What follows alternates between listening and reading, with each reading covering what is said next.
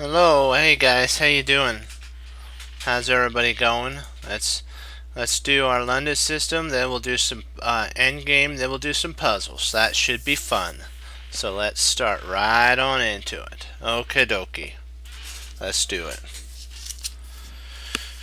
Okay, let us go through it. This is actually played by the author of the book. This is the author, and he actually he's showing a game. So one of his games that he played against a higher rated player.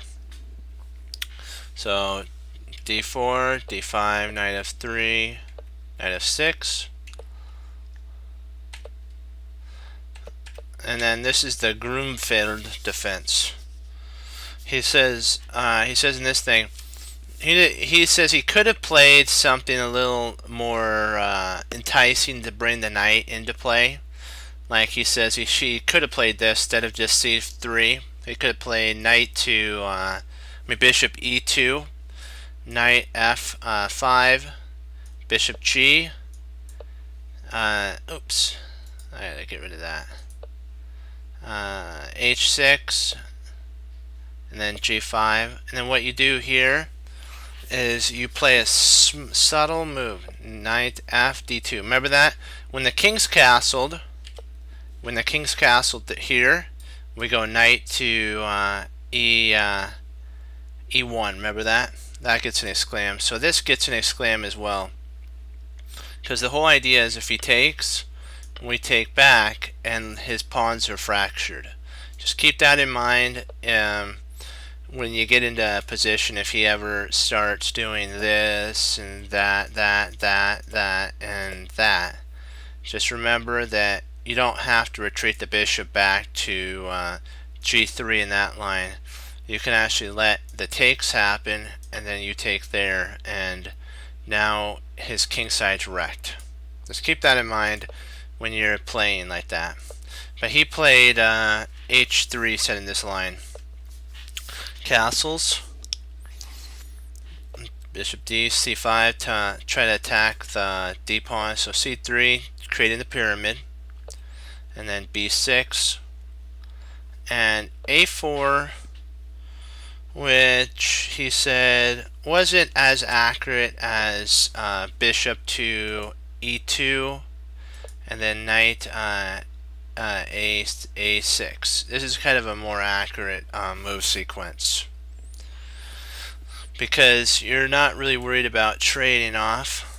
So this allows for if like bishop takes, queen takes, and yes, he got rid of like a bishop, but his this was actually in theory his good bishop. It's kind of weird.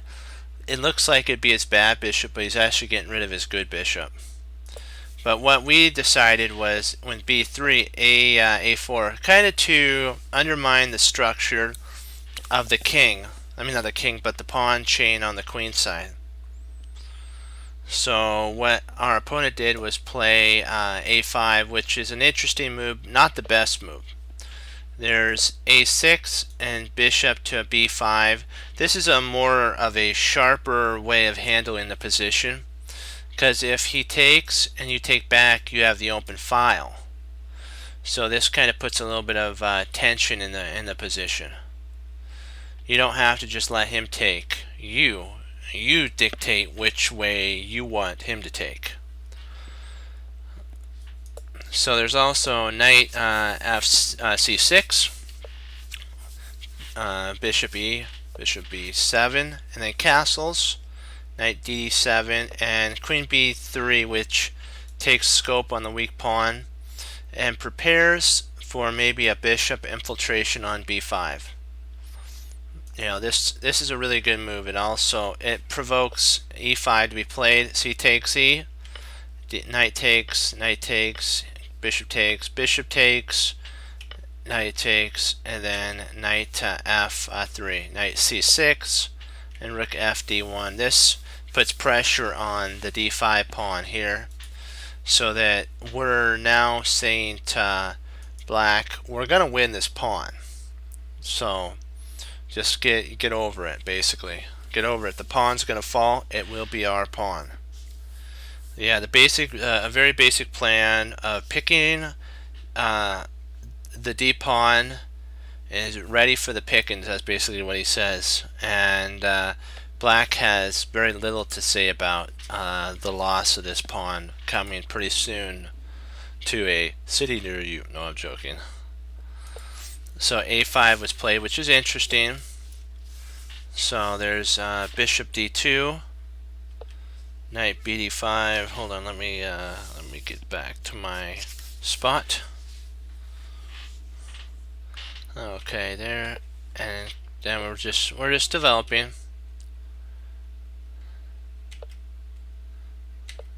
We take, and we bring knight in. Queen C7 to kind of get out of the pin, but attack the knight like this and like that. And Queen B3, which is an interesting move because it's an okay move. There's C5. The plan to force E5. So and this is what they're saying. If rather than C4, if he played F, knight, and then rook A, D8. This is a very dubious move. It really limits. This rook was doing a good job on the queen side, controlling a lot of this. This traps in his rook.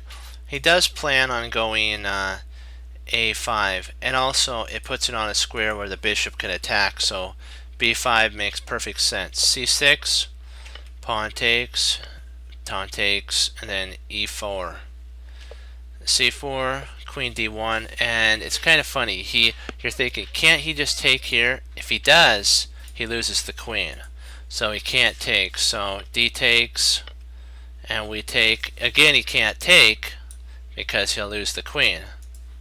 So King H8, bishop takes the knight now because the bishop would fall. E takes D, and then knight D4, and the knight D4 move is very important. White's grip on D4 is huge because of the knight.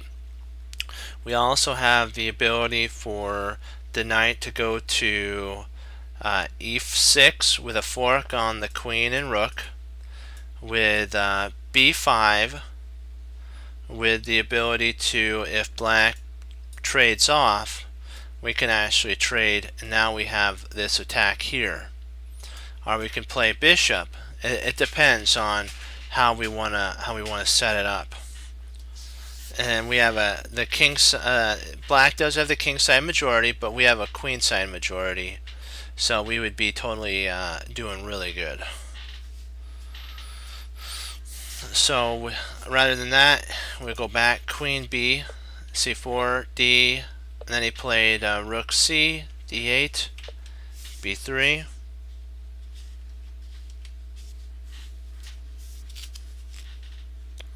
Let me make sure I am right on the spot. Okay.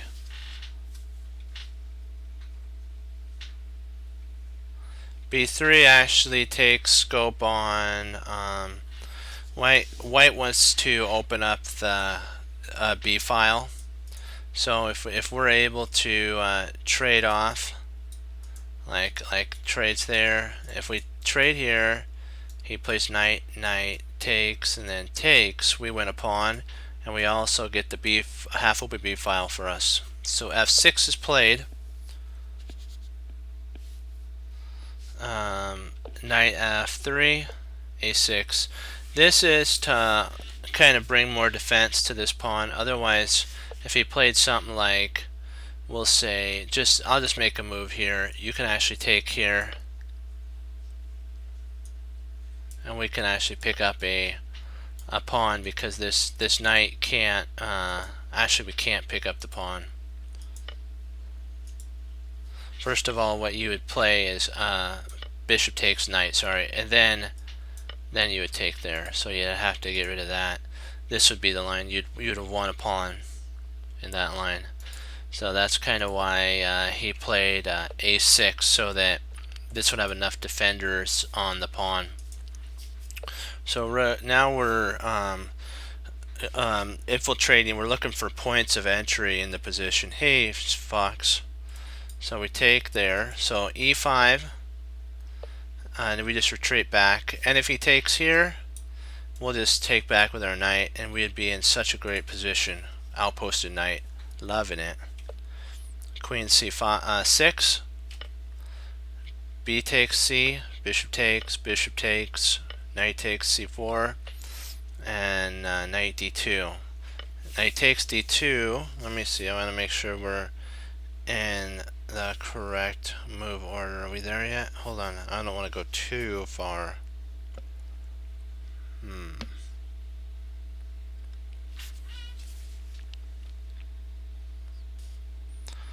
Did I? Oh, okay. Did I miss anything here? Nope. Sorry, I'm on the wrong page.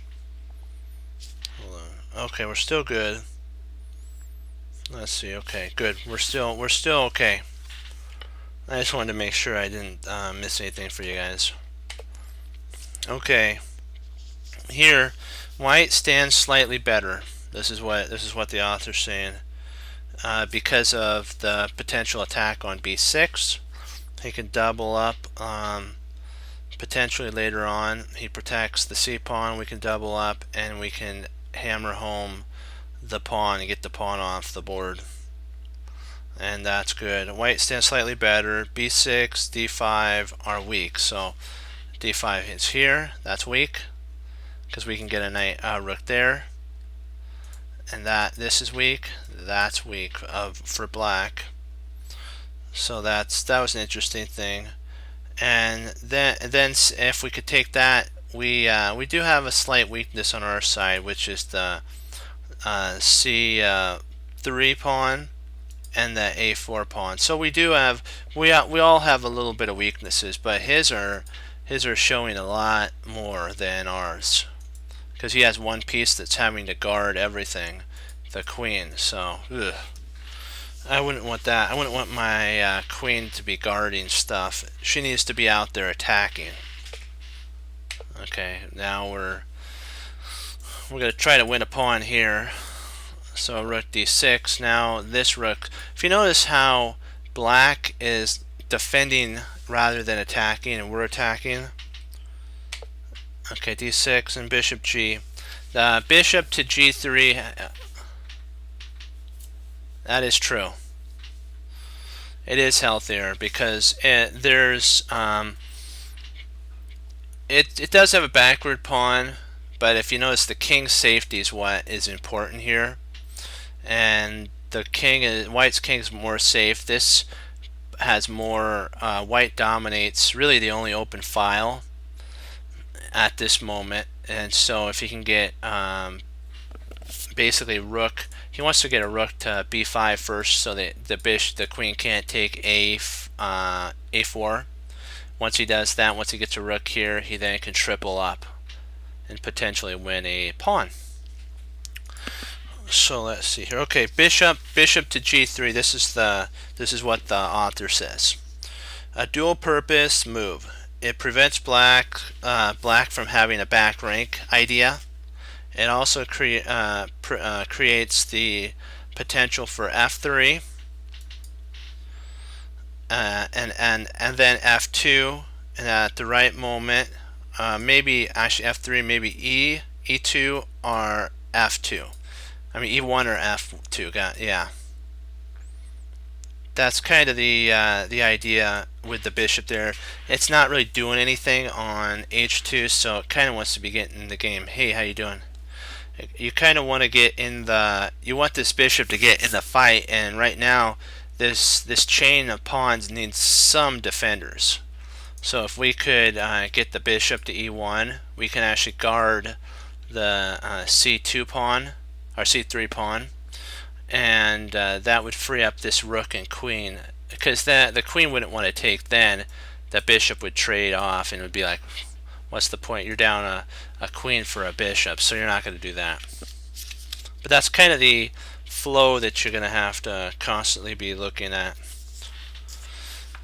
Okay, rook e6. He's trying to kind of get out of a pin. Right now he's in this pin with the pawn, so by getting out of that, he's okay. This is kind of like you're passing the move. You're saying to black, you really don't have any moves. What are you gonna play? This is more of a I want to see what you're gonna do, and then what black does, white then can make a plan around, because all of white's pieces at this moment are perfectly placed. This rook's guarding this pawn.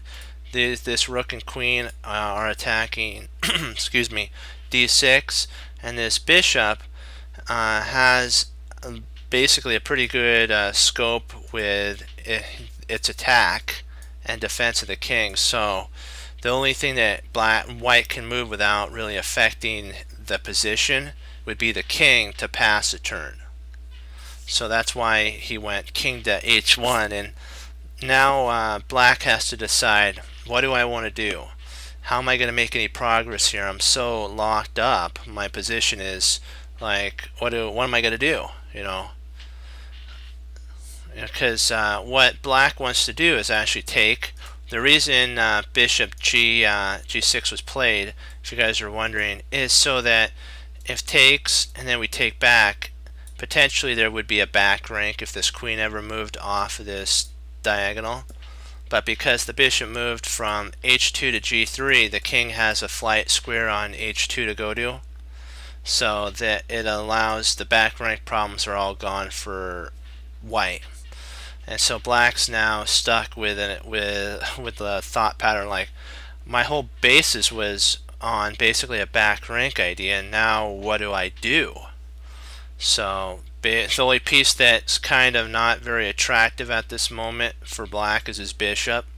So he plays bishop to f8, and that's his feeble attempt to try to get the bishop involved, because there's really nothing the bishop can actually accomplish without getting some scope.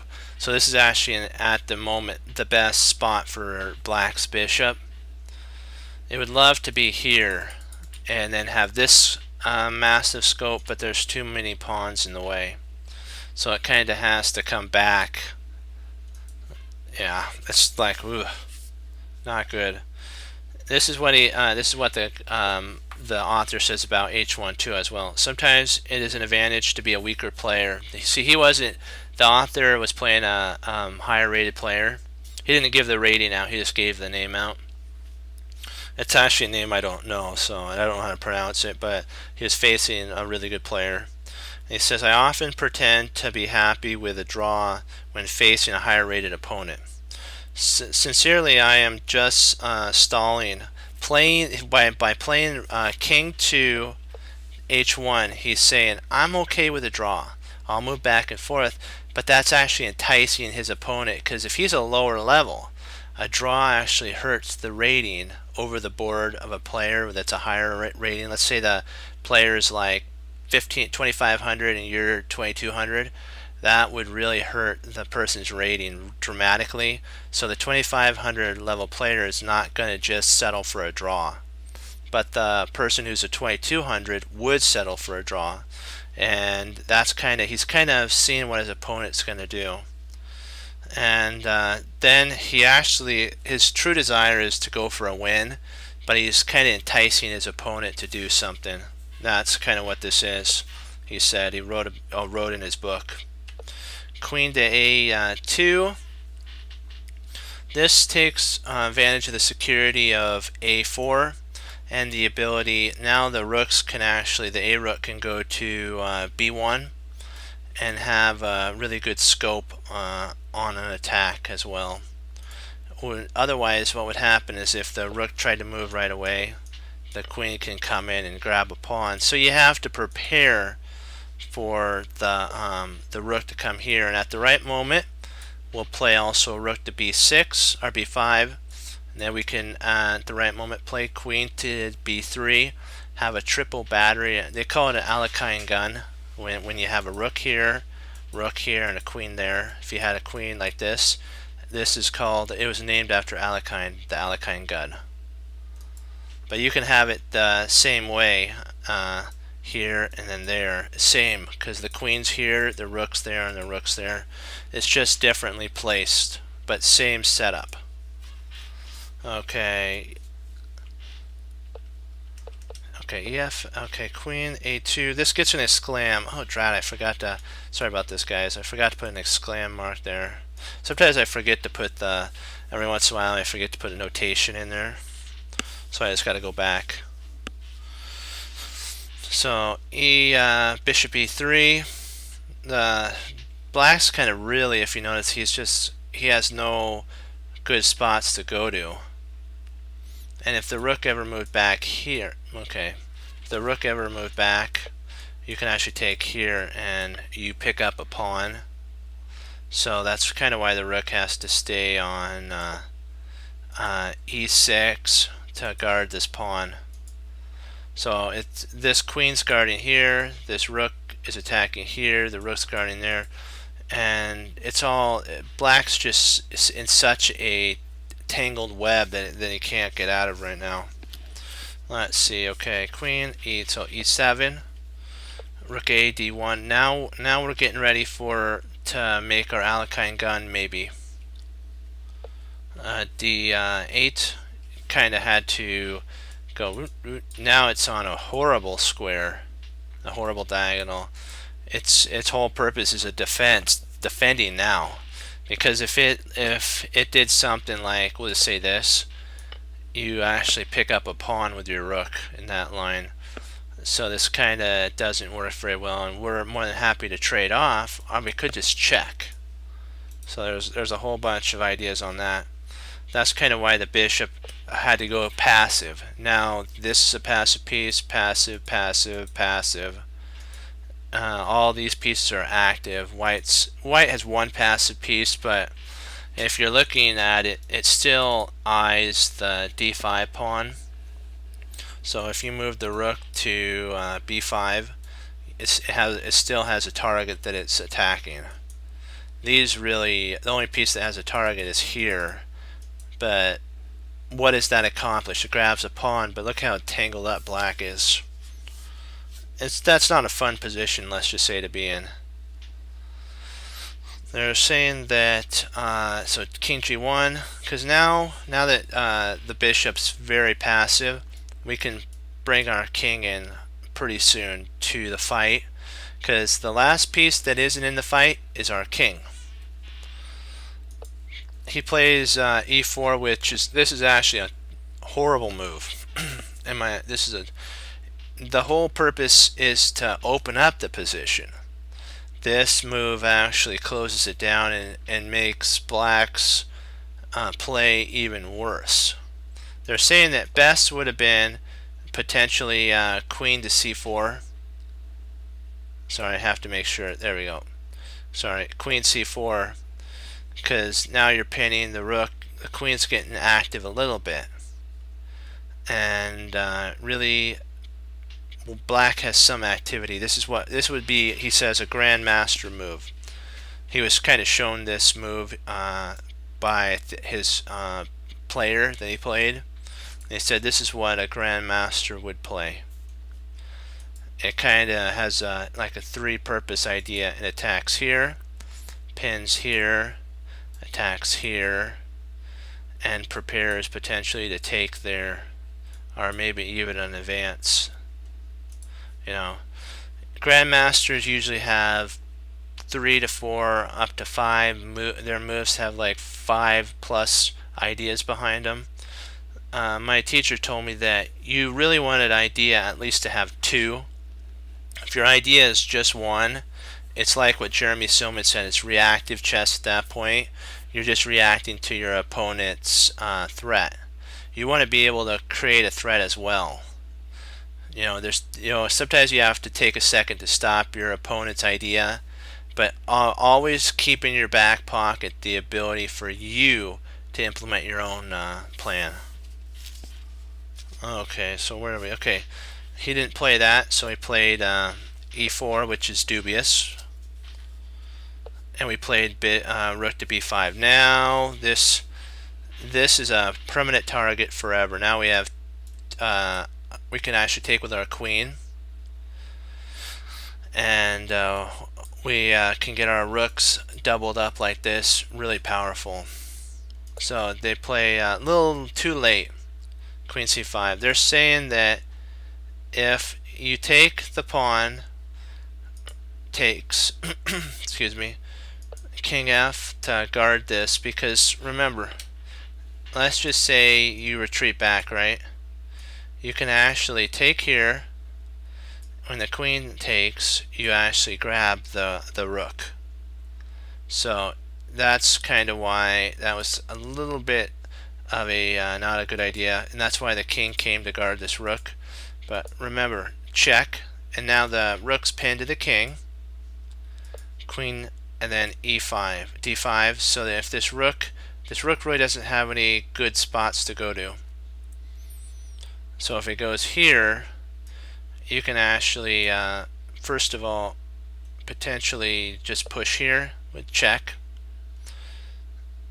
and if the king let's say moves back, here, you can actually let me see, I'm trying to see, can we actually, should we take first and then do that? I'm trying to figure out if it's better for us to, after we push, and let's see, the king rook moves there, is it better for us to take? I think it's better to push, because if we took, the queen could come back. Well, maybe not. No, I think better it might be actually, and then we win a piece there. He'd have to retreat back, and we just take. Yeah.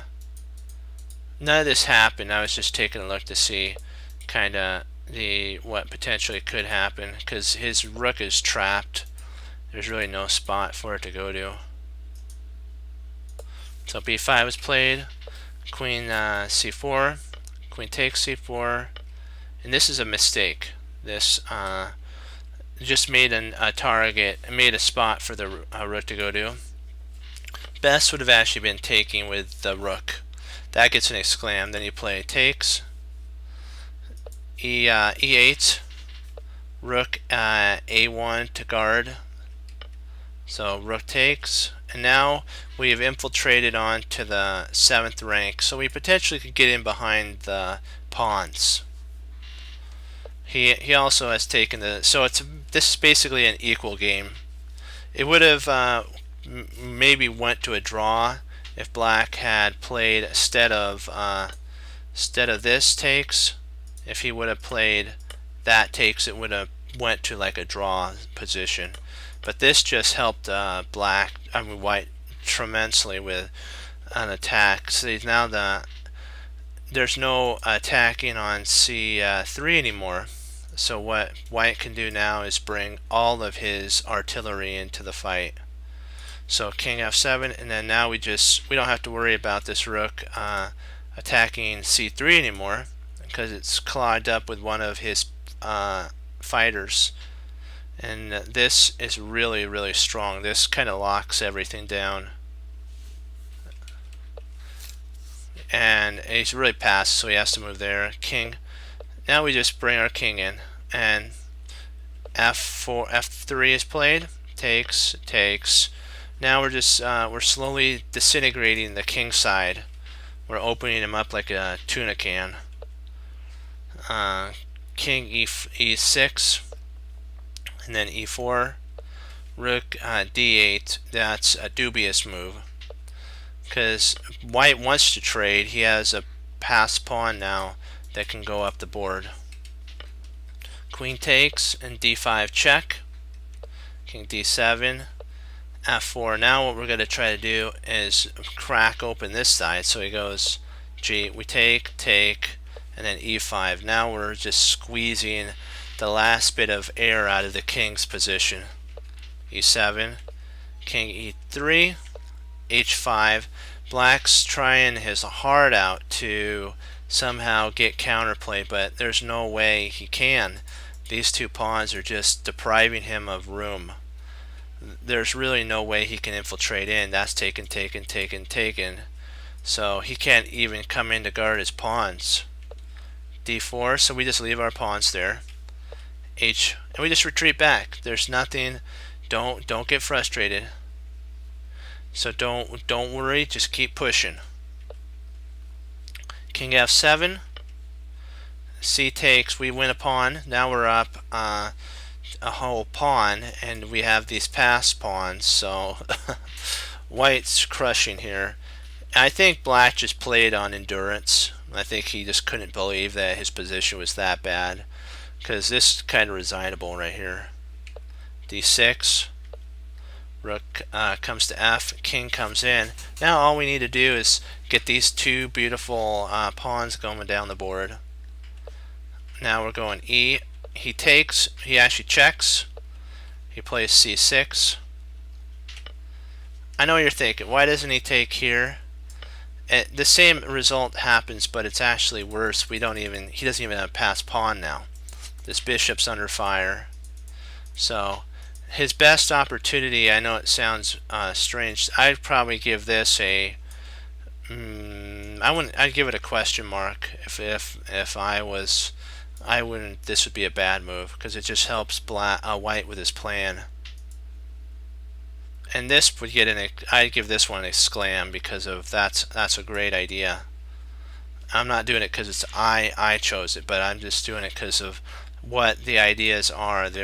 You can push the pawn home now, and there's no way the rook can attack you anywhere, because you cover all the infiltration squares. And yeah, so rook takes, that's actually the best.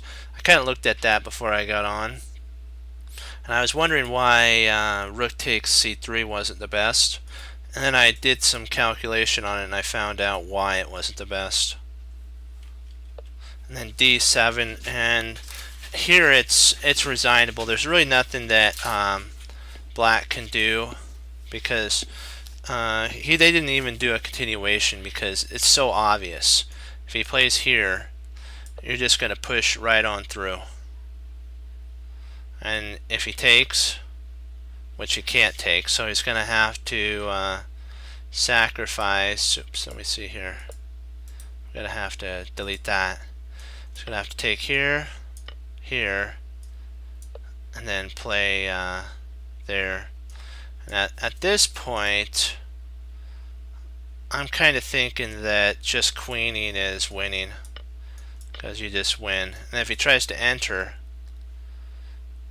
you can actually play actually best. Not bad there. You don't even waste your time on that. Just grab this.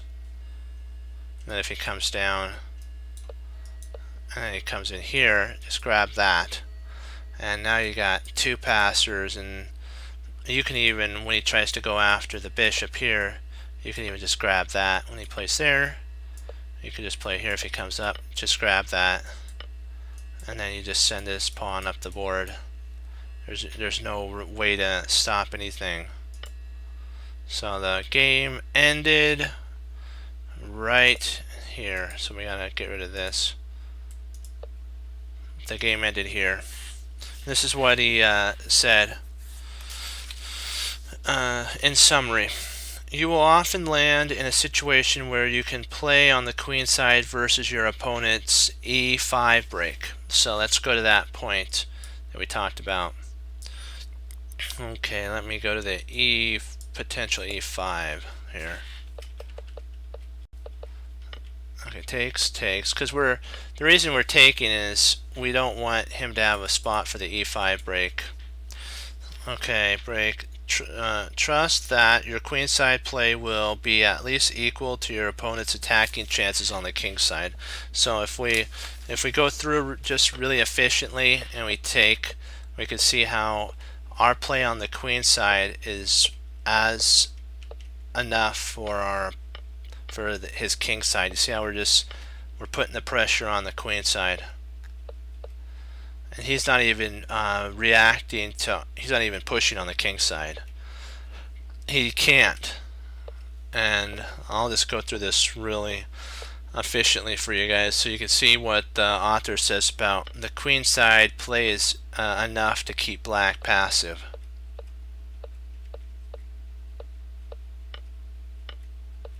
And if you guys have any games you'd like to go over, be more than happy to go over them, and then we'll do some puzzles.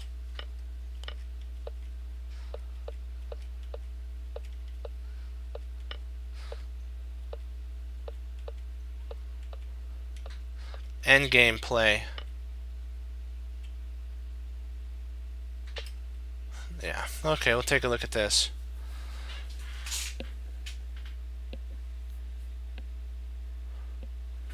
Oh, I played bishop E. Okay. One second, I gotta get a drink of water.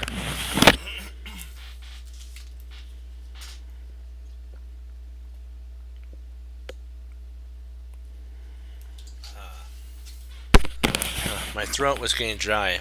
Water's good. So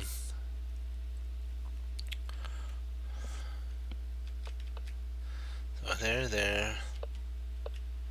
So you played the Sicilian. Takes.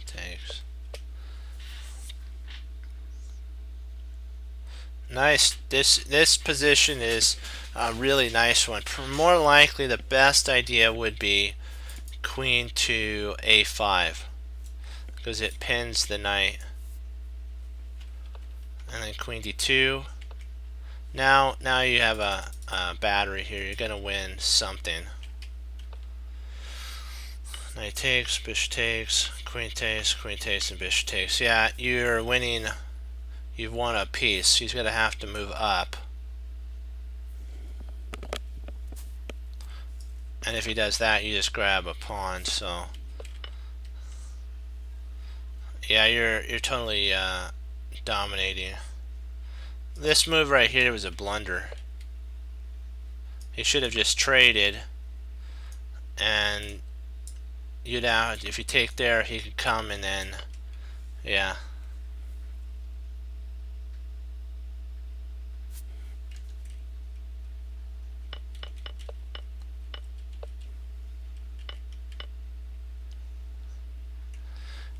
Is he taking C? I can take C3, so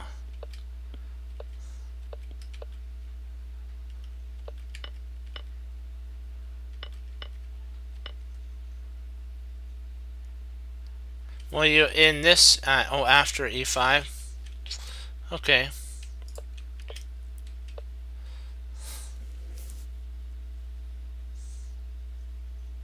So you're thinking about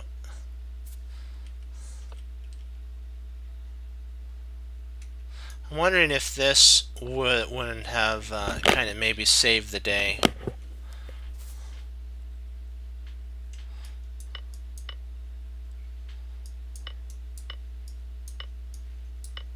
I think it equalizes.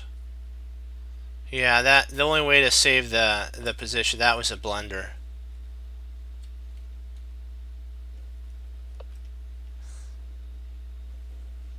Hey, good. How you doing? The only way to stabilize his position was actually to play rook d1. This is the only way to do it.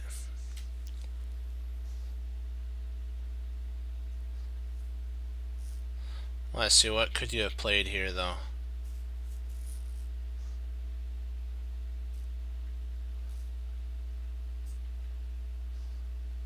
Great. That's good. Okay, let's see here.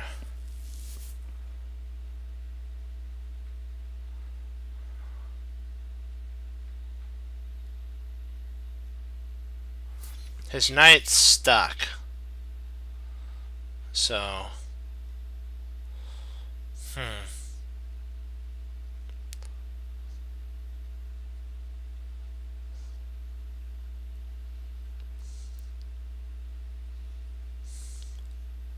kind of thinking maybe something to do with f5, because if he takes here, now his bishop's pinned. So it would be a slight problem. No, that I don't think so. I think can he just take there? Actually, let's see if we take here. So maybe that doesn't work. I think that just loses a pawn, so that's not the best. Huh.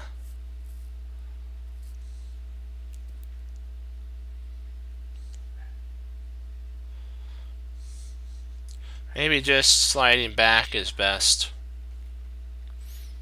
It's kind of really the only thing I can see. You're keeping the pressure on at that moment. And if he takes, you could just take with your bishop. I guess that doesn't. Oh wow, that would be a. Well, yeah, you lose an exchange there. Drat. That's not the best. So you'd have to actually at this point take this way.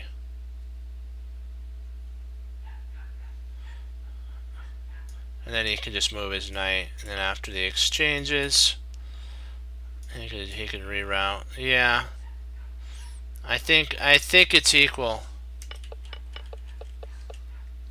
Boy, he needed to find this move here. That's the equalizing move. The other move was a blunder. This one here, it costed him the entire game. He needed one more defender. He needed this here, the rook. That was a great game. Good game, Fox.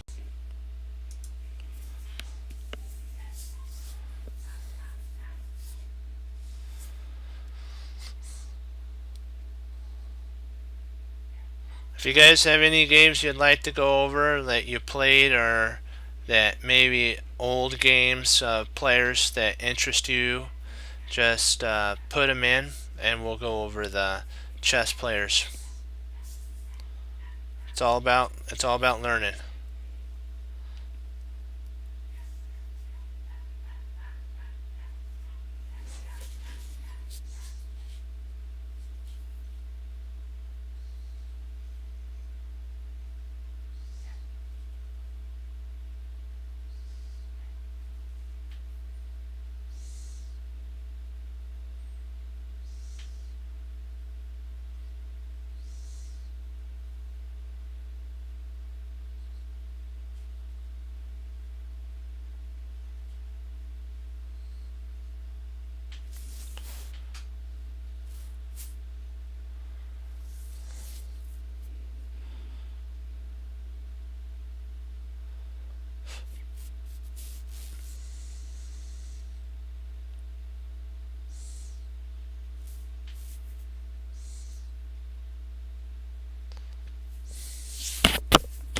Well, Jeremy Silman says you can learn from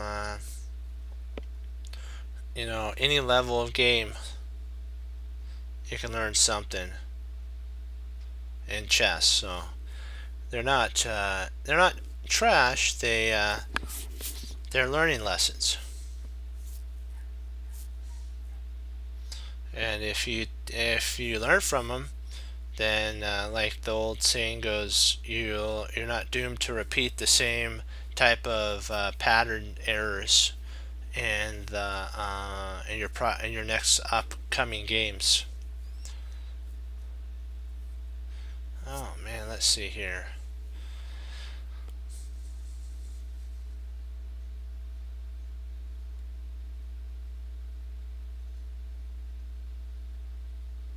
It really is. I'm thinking, could we actually block? Could we actually take here,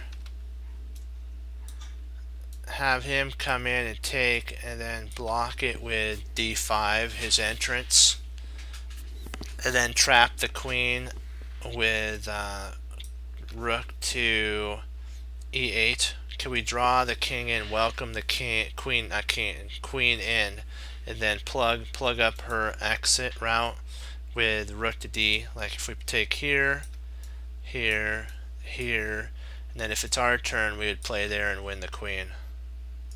What do you guys think? I'm thinking it's bishop takes e6, queen takes e6,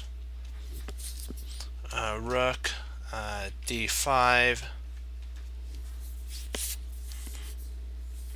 and we should be picking up a piece.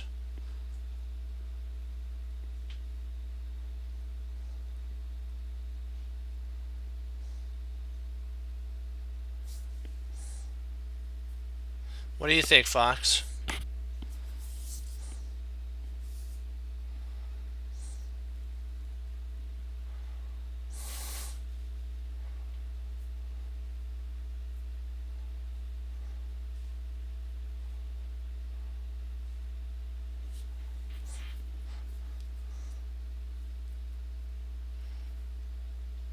What do you think, Fox? Do you think it's a good idea as well?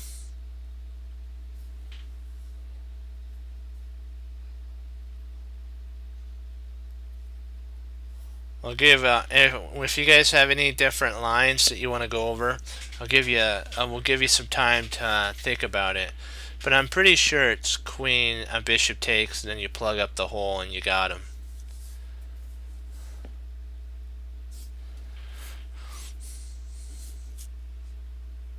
Okay, let's give it a shot.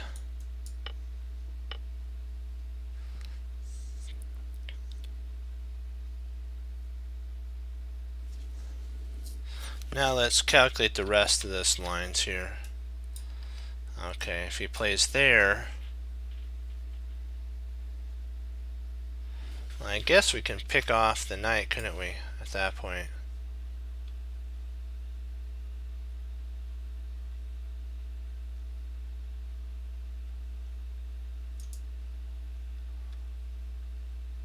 If we play here, he's got that.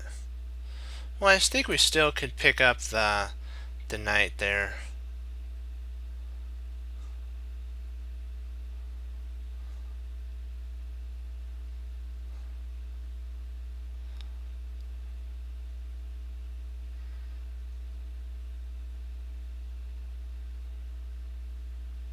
I think we'd be up a whole piece in that line. Yeah, I'm pretty sure that that's...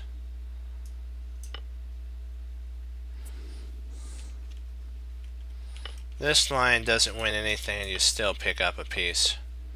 So you're kind of stuck in that line.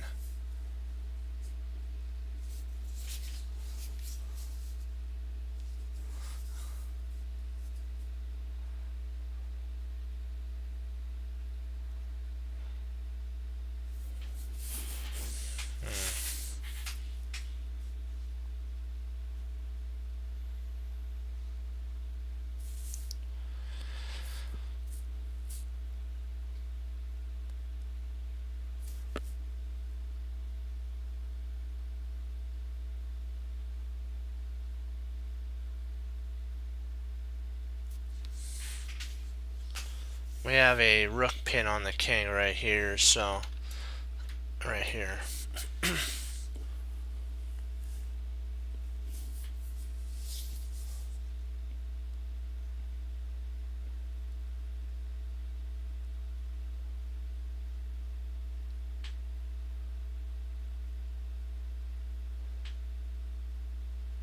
I think he's still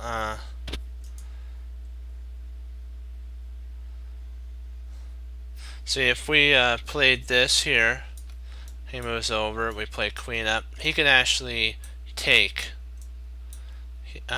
here. When we take back, the king can actually come in, grab the rook. So you have to really be accurate on calculations, super duper accurate.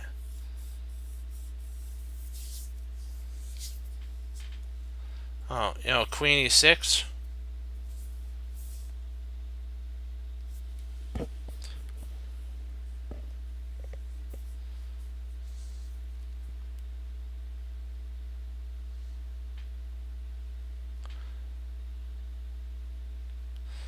Well, couldn't he just nab our, if we went queen e6, couldn't he just nab our bishop? And then if we try to nab this, he just retreats his bishop back to g3, and he's picked up a whole piece, and we only have a pawn for it. And I think he'd be fine in that line.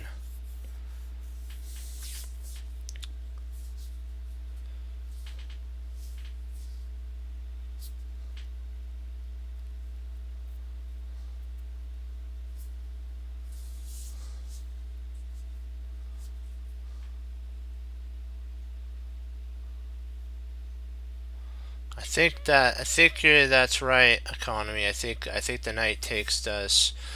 Yeah, it does because the bishop guards the knight here. Right there.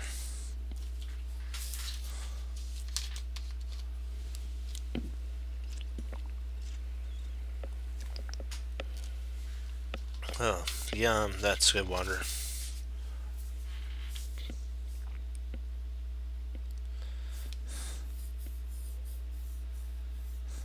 Well, on Allied Chess, it's over 2,000, so. And it's a gift the Lord's given me, so I honor him with my chess ability.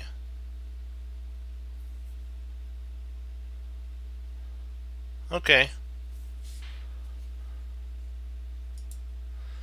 Do you want to finish this really quick first?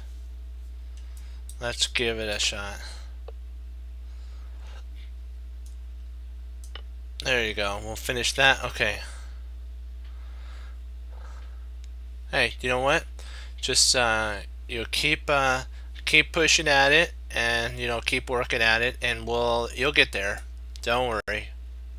You know what? If a grandmaster said that they got their talent will take you a certain distance, but like Alekhine figured out as well, and all the grandmasters, you have to put in the work. That's good.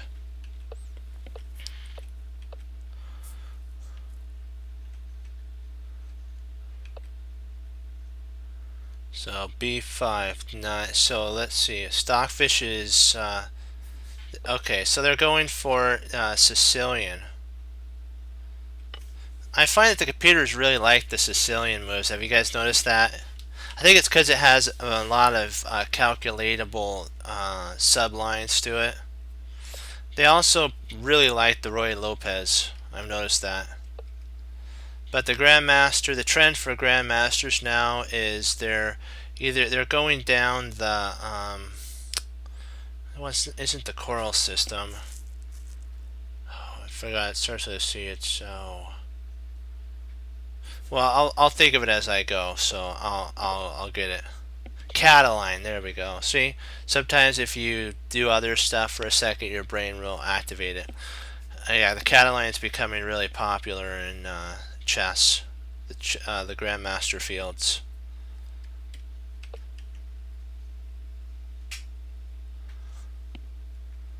Oh, the Caro-Kann.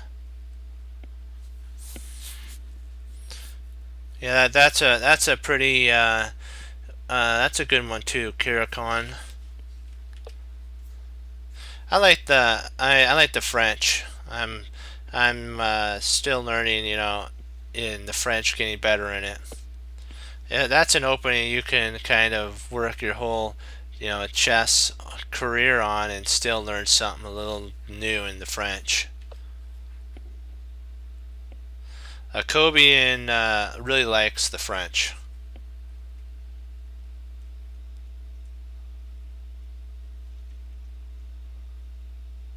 Oh, I gotcha. Gotcha.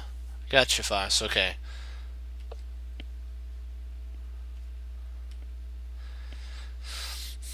So castles. Wow. Really, white. If you guys noticed that white is really cramped here. There's not much that white can do. I really don't understand why he moved his knight.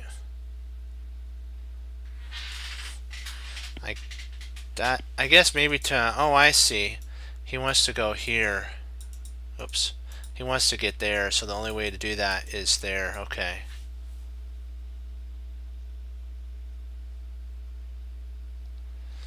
I'd probably say he probably can play knight a4, b2, and then knight to c4. And that puts pressure on a5. That's an idea. Oh wow, he moved his knight. Okay. So he wants. That's pretty peculiar, to say the least. Wow. That's different.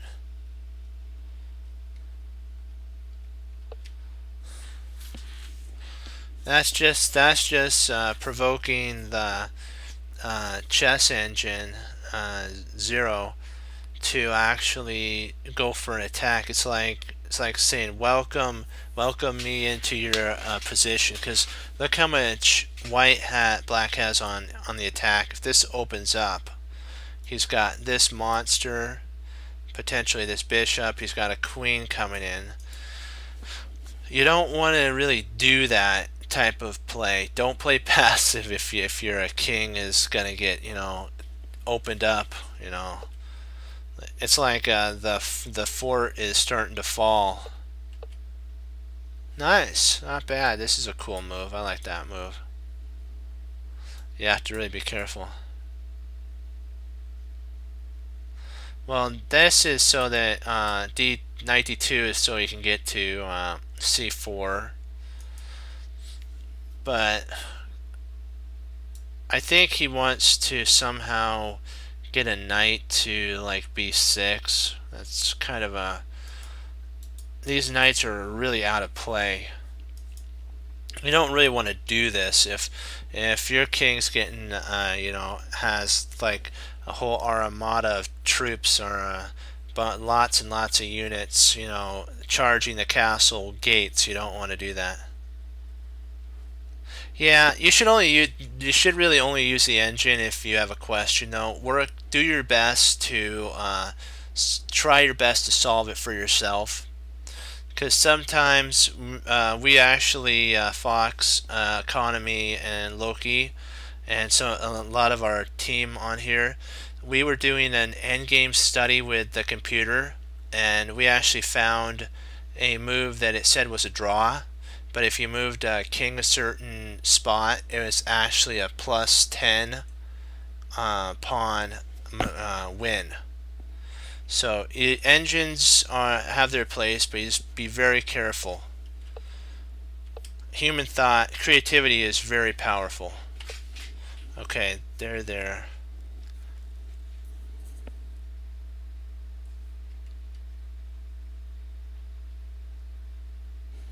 I do like. I think I like my idea, but the problem is I also understand how it takes 3 moves to get there.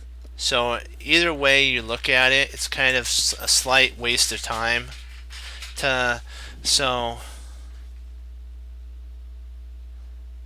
don't remember this.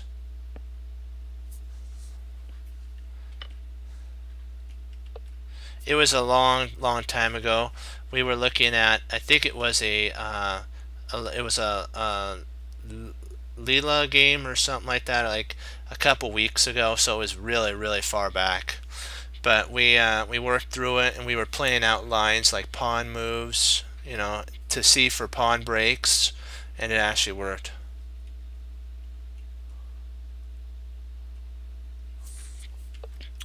But it was pretty cool that we actually found a move that the computer it did. I gotta say, the computer, it took it like a pretty long time. It eventually found that it was a plus 10 itself, but at first it didn't. It looked at it and said it was equal, so it took a while for it to find it.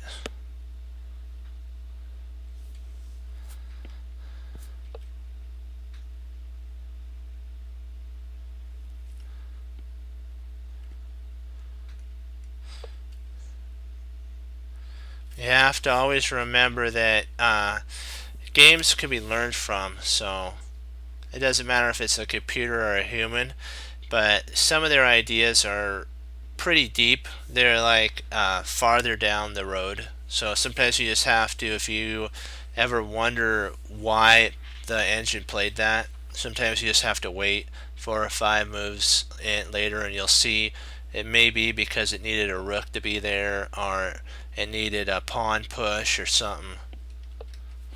Sometimes they do have reasons for their moves. Let's see, rook there. Okay. Hmm. So the king. Wow. Okay. That's pretty intense. That's a sweet move.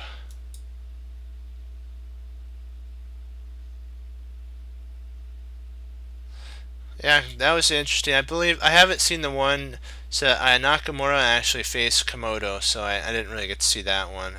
Supposedly it was a really good match. So, do do do.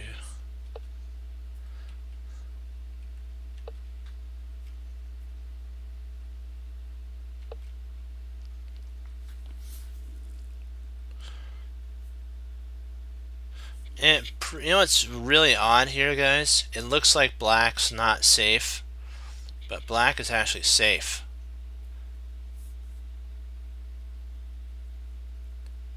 Wow, that's cool.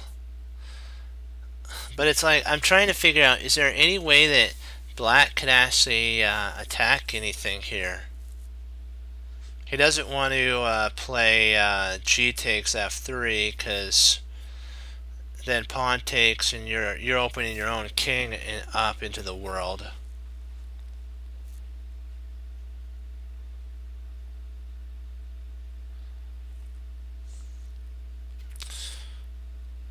So in these type of positions, guys, you have to be patient. So yeah, sometimes just have to reroute a piece, like what Leela did.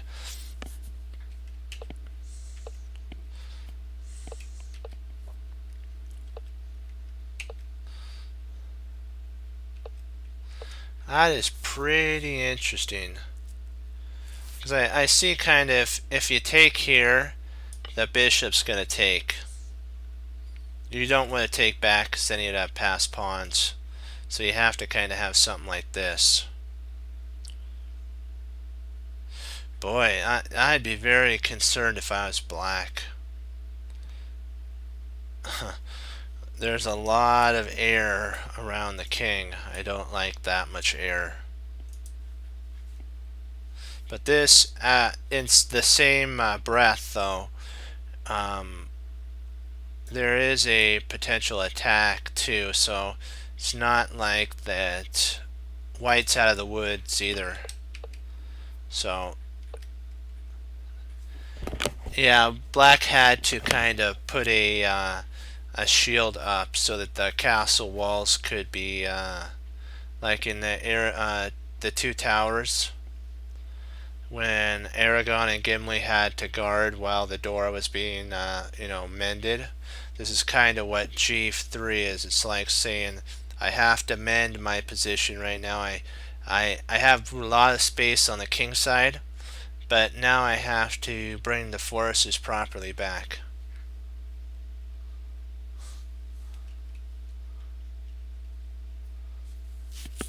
Yeah.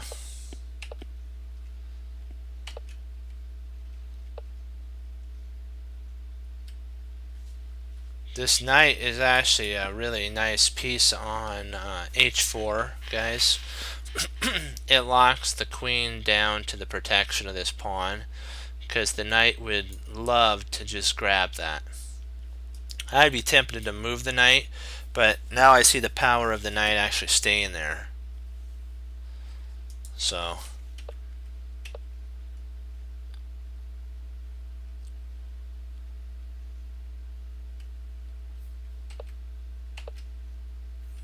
wow, nice lockdown. Now white's in a pretty big bind here.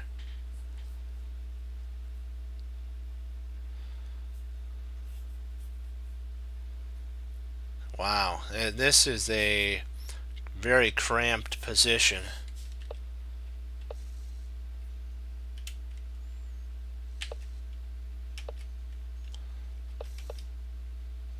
He's going to try to get his king to guard the knight, which is an interesting idea if you think about it.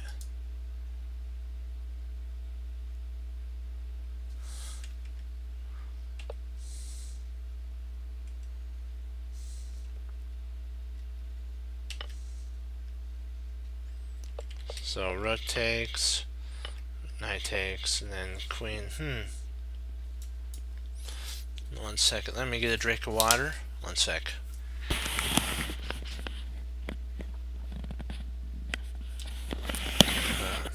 That's better.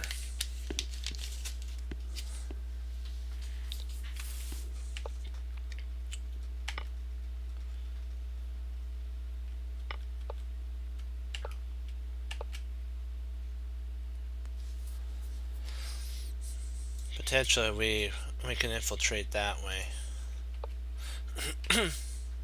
Oh wow, nice. They're going for another pawn.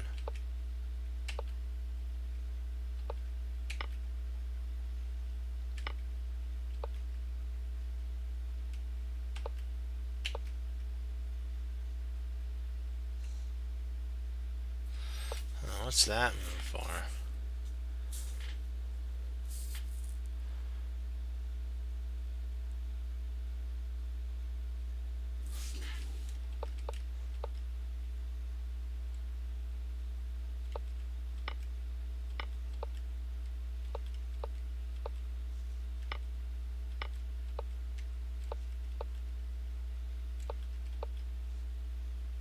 Nice.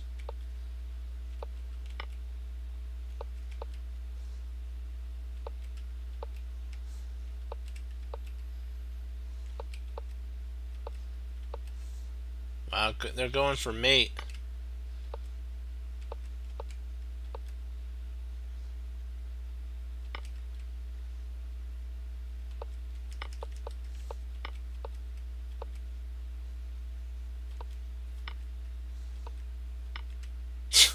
Wow.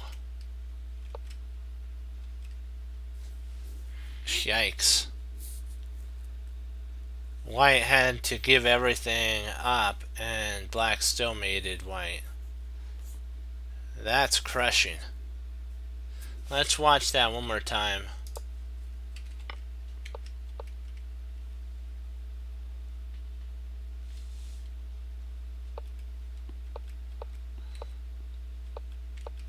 First check. The knight had the rook there. Check. King moves over out of the on the diagonal. So light squared. We don't want to go on a dark squared, just in case the bishop can do something. And then we just take. We just move up, protecting. The bishop comes. We just take again. The rook comes. We take, and then we checkmate. Yikes. That's a sweet game. Okay, I'll put you guys on a puzzle and I'll be right back. And if you guys have any other games you want to look at, just put it in. I'll be right back.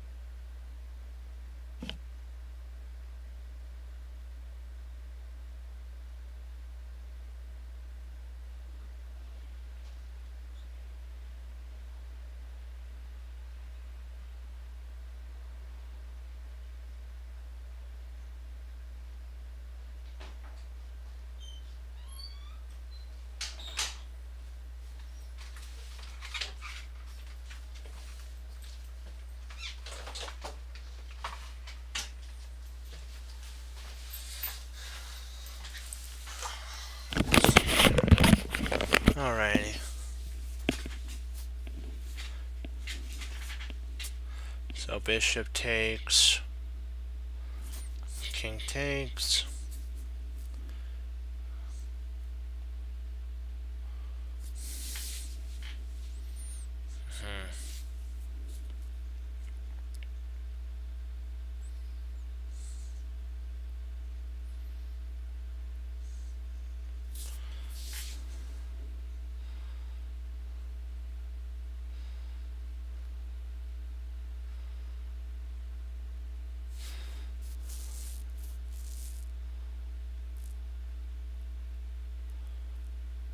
Trying to see if we can't play knight here.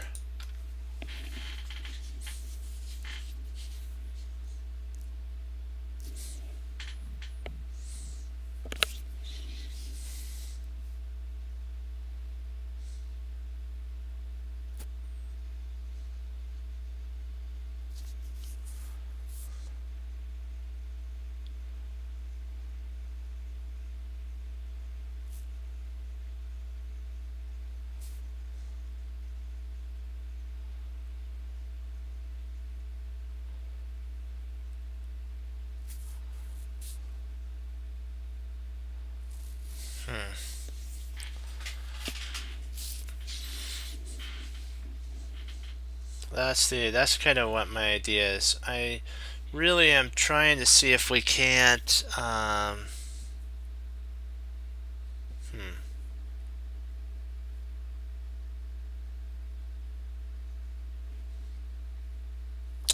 True. But the bishop, the rook, well, so there, there, there.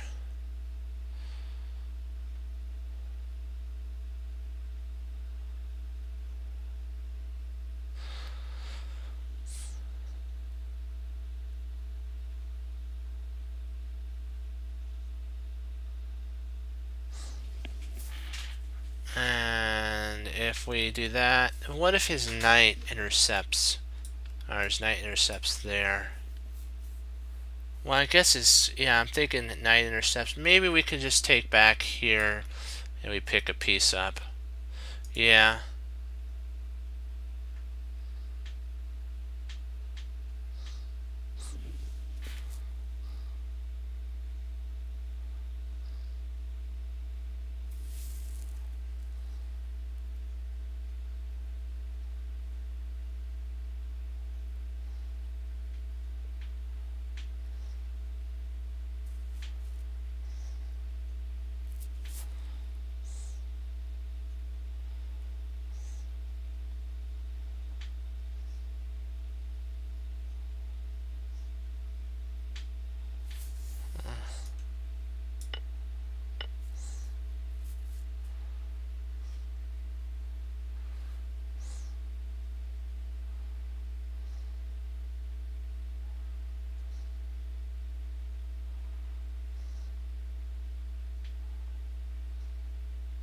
It'll be an exchange up. Be an exchange up at that point. So then, well,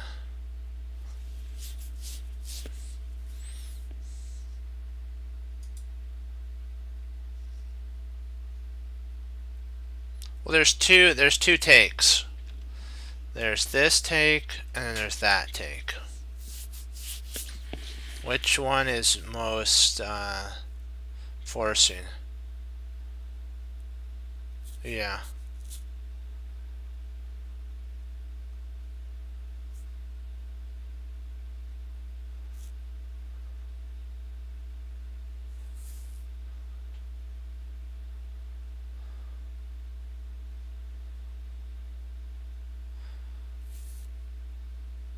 I think we're up just a whole piece in the takes line. Yeah, the other way we're just up an exchange. We're up an exchange in that line. This way here, by taking here, and if king takes, we take here, we're up a whole piece. So, yeah.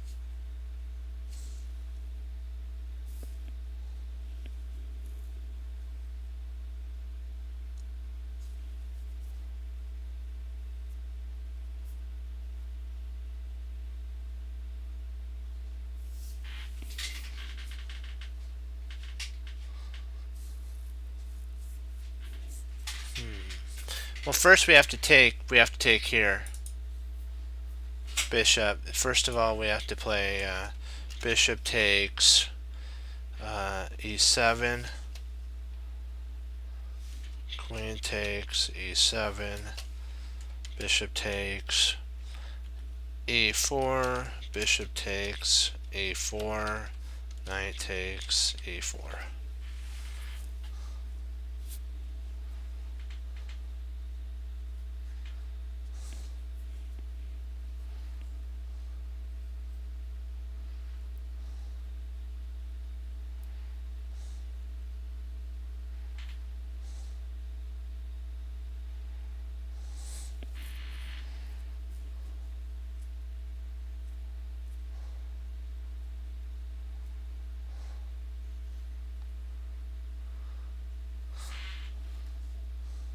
Okay. So if here, there, there. Oh, okay. Yeah. Yep.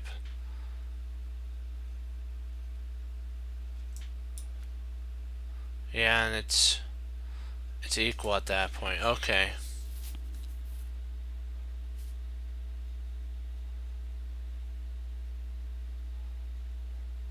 But isn't this hanging though?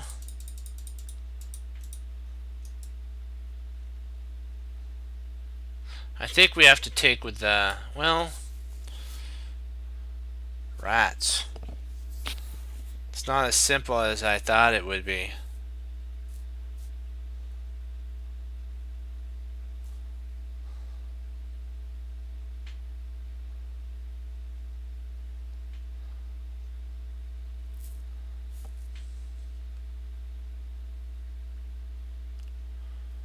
Oh, well, the knight would have to, if bishop takes here, bishop would take, oh, sorry. So if bishop here, bishop takes, knight takes, then bishop takes there, so.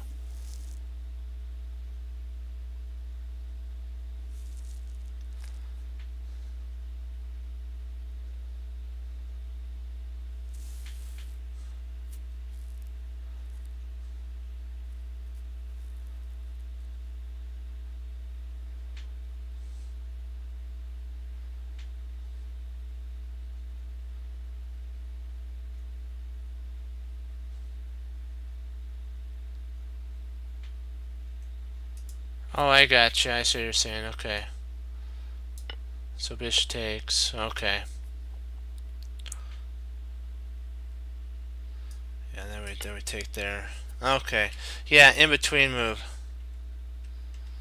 Because if he takes here, we take there, then we take, and then.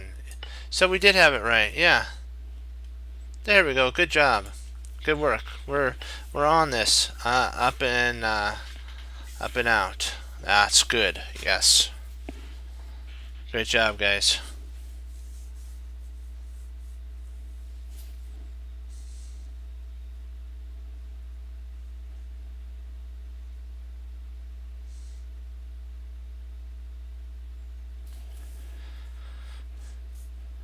Boy, there's a lot of take ideas here, isn't there?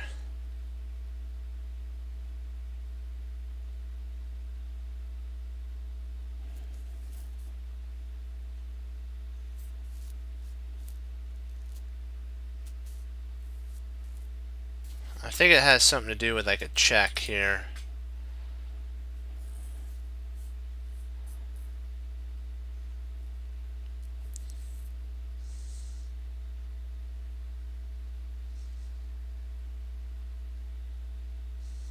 Because that covers there and gives a check, and then we can actually pick up this rook here.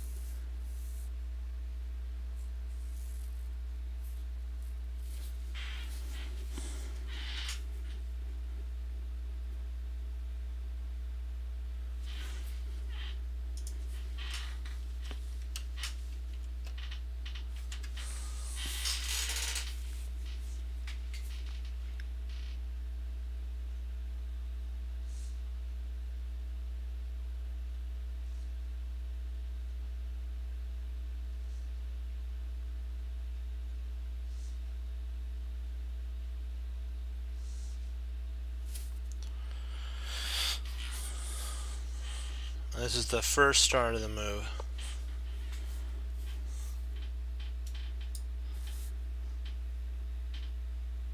You take there, and the queen takes.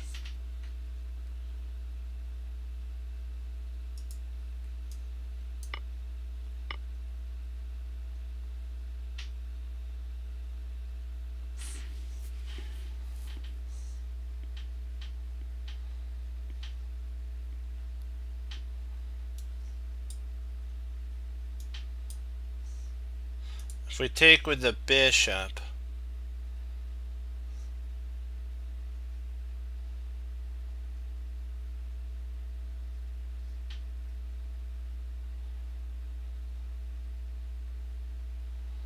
and then if queen takes, pawn takes, and then we play rook to c8,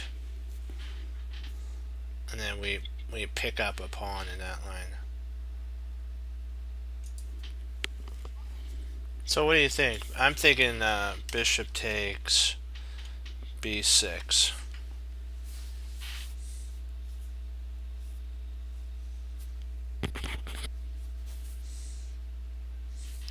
Let's go for it.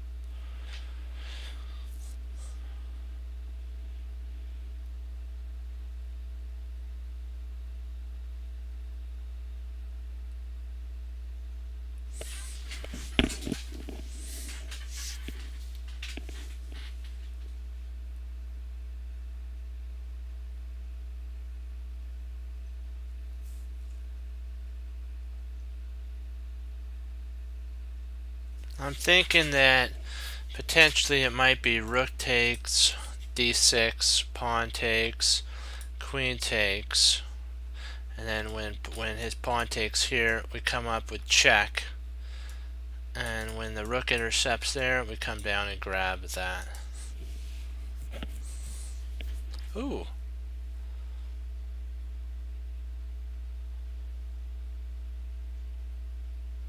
That's interesting.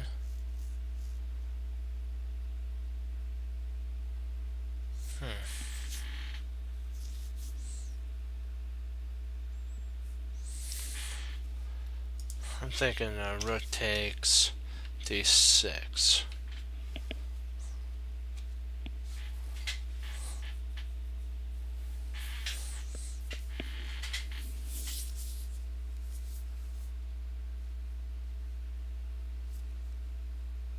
Ooh, true. Yeah.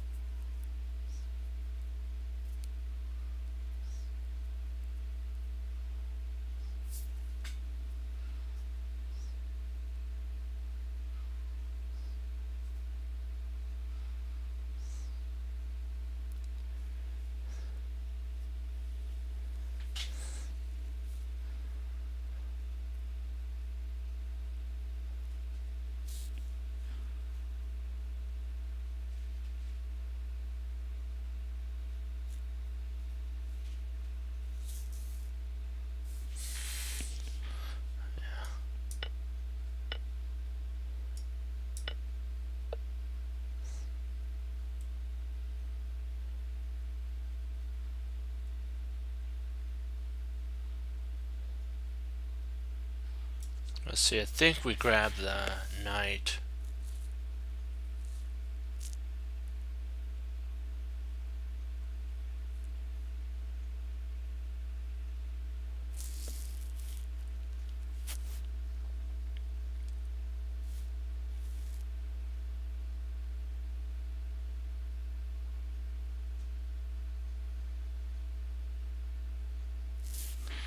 I'm hoping this is right. Yeah. Okay.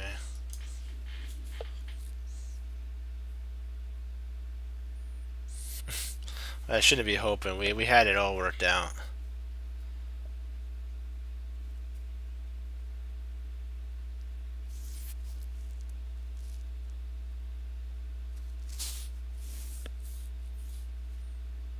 Hold on, let's go back and take a look at that.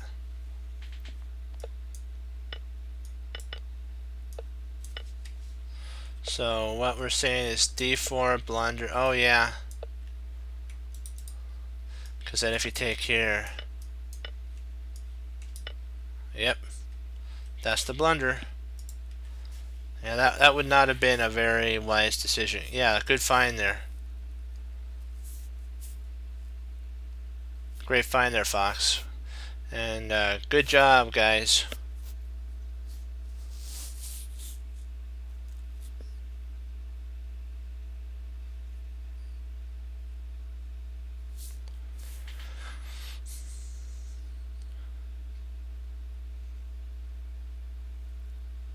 I know, that was actually a good find, Economy. I was kind of looking at that too, because then if he comes over here, we can grab the bishop. So if we actually come here, even if he plays there, we can just grab the rook. So we're gonna win an exchange. What do you guys think? I think Economy is right with this one.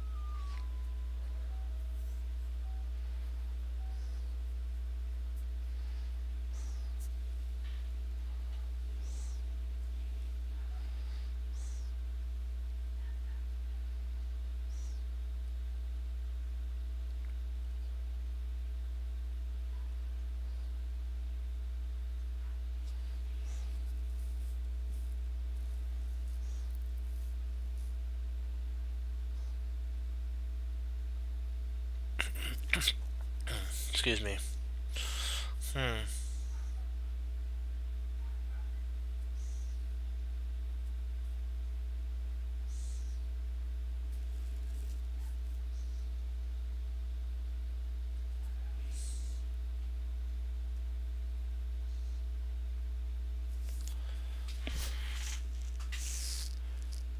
Trying to figure out what to play here. This is kind of funny.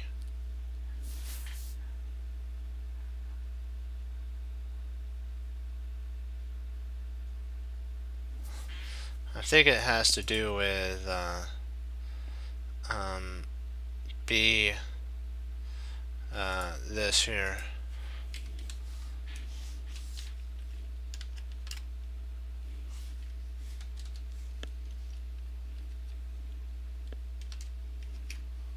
I think it's that.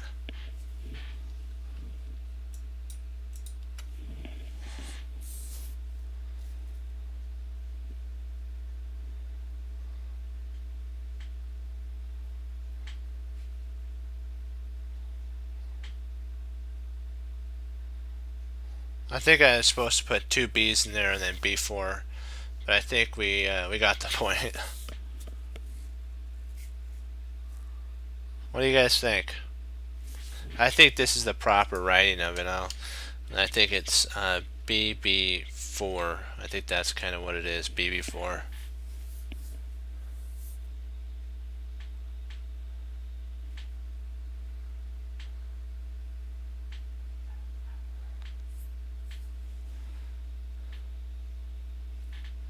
C6.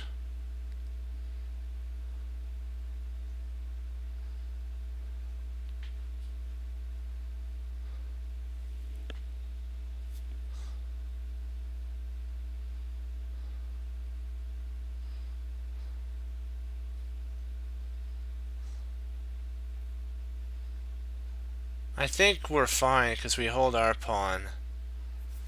I think that has to be the only line that actually works here.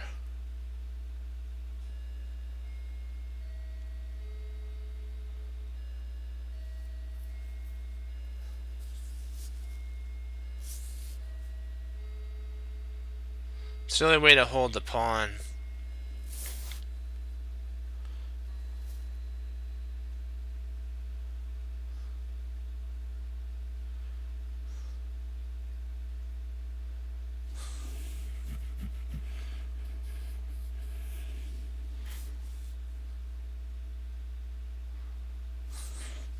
Well, we might actually be wrong. It might actually be this, and then if he takes here, we slide over there.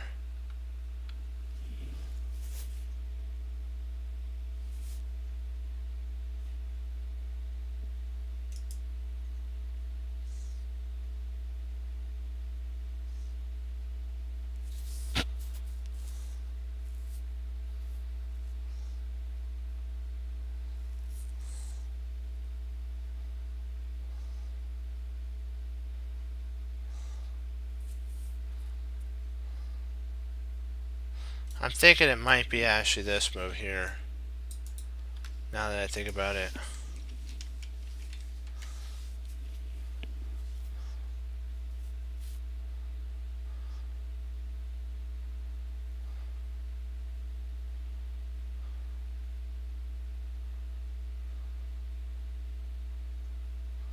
But I don't think so now that because if he takes here and then we try this, he can actually support with, well, yeah, that he could support his bishop with b3, and he's attacking ours.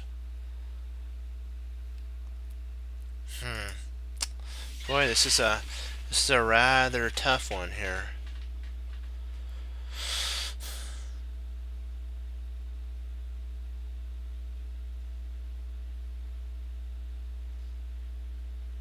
There's also this weird kind of line that I was looking at too. Here,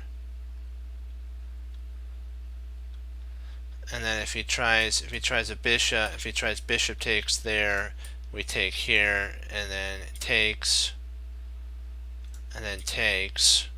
He does have a passed pawn, so I'm not sure.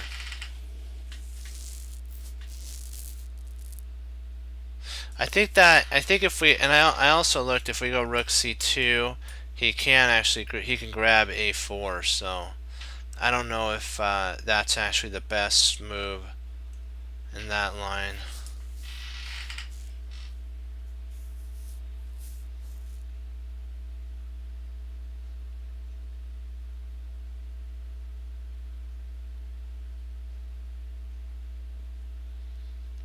I think the best in the lot is actually rook to b4. I think that's actually the only thing that I can see.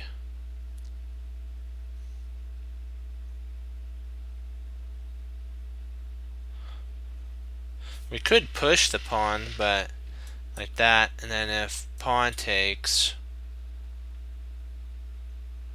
we can then just grab that pawn. But if rook takes, then we could play rook takes, then pawn takes, then we grab the pawn. So this is kind of an intense decision here, because it's not just about you know, taking or anything like that. This is a long-term plan. You have to have a plan, long, all the way out.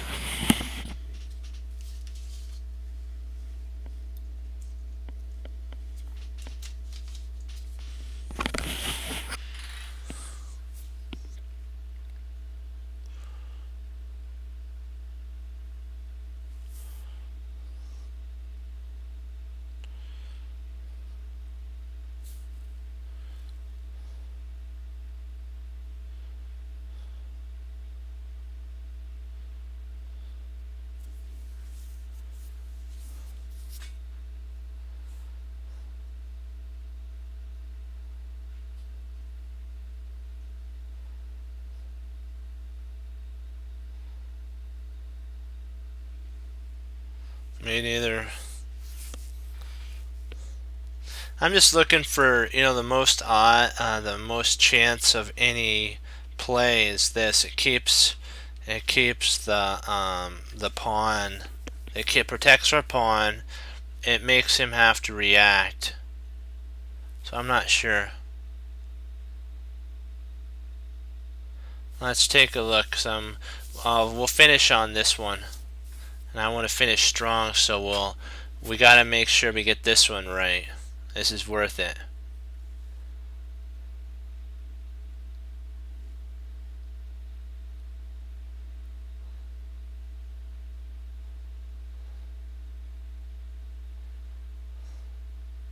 I think that's kind of the idea. Yeah. In my opinion, it's the only way to kind of lock the position down. Because any other one, we lose a pawn, we lose a piece, and I don't know. He has enough material to get some counterplay. Even if we were down to in this position, if we traded this off, and we traded that and that, I think he has enough counterplay with these two pawns right here to get the job done. So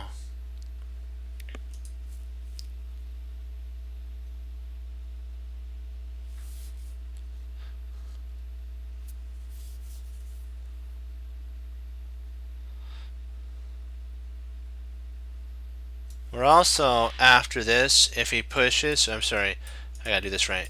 If he pushes here, we're also threatening this.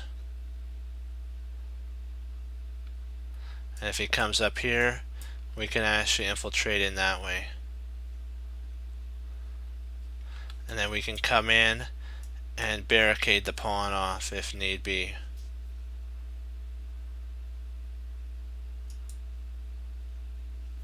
So, like, if we play here, he plays here, we play there, he plays up, we play here.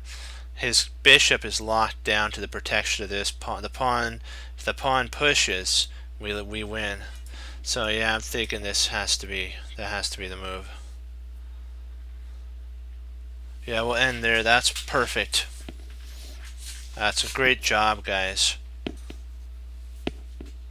Because if he tries this, I'll show you what I'm talking about. Now he's completely now he's completely locked down. There's really nothing he can play. Because if he has to stay on this. If he goes here, we just take the pawn. And if he tries something like this, we can just check. And then when he comes up, we actually have the ability of just taking here. And then rotates. Now we have a passed pawn. And if he tries pushing, we just grab the bishop. So it's all over. And if he tries pushing here, we can actually just lock down that position. If he tries infiltrating in, we can just play that way. And we just win a pawn. So we're winning a pawn either way.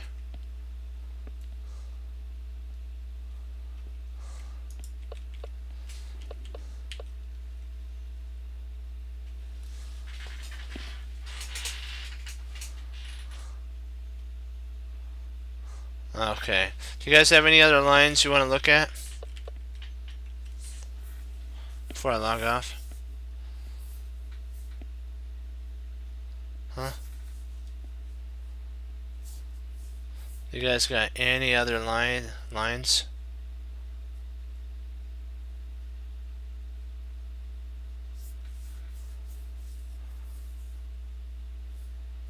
No, that's not it. We just finished, and this is usually our time to log off.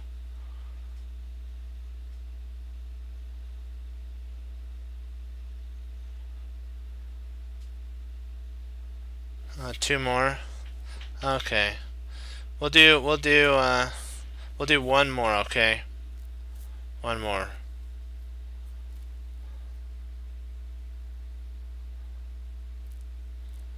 We'll do one more.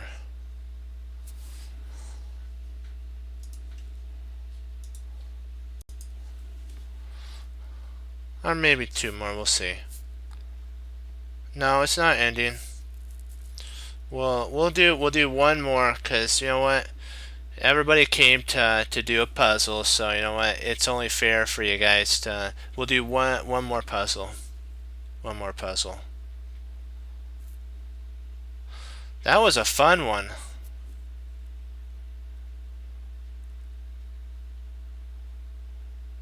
Wow. F4. Are you sure that is that too simple of a move?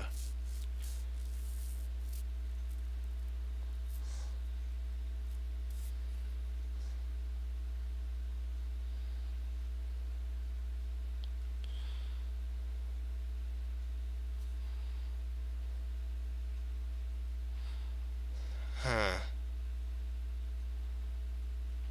Let's see. Okay, F4.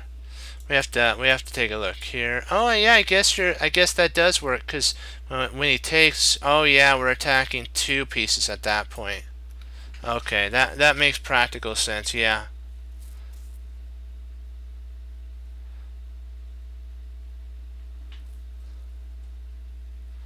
Yeah, this makes sense now.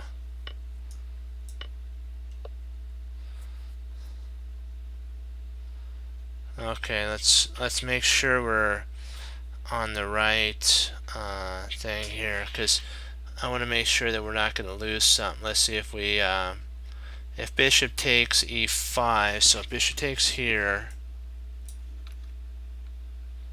the bishop retreats back. Or sorry, probably retreat back there. So if we took here, if we took there, we'd take there, take there.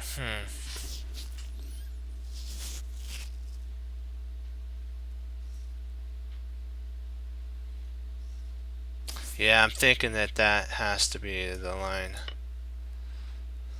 We'll do one more. We'll do one more because that was a pretty fast one.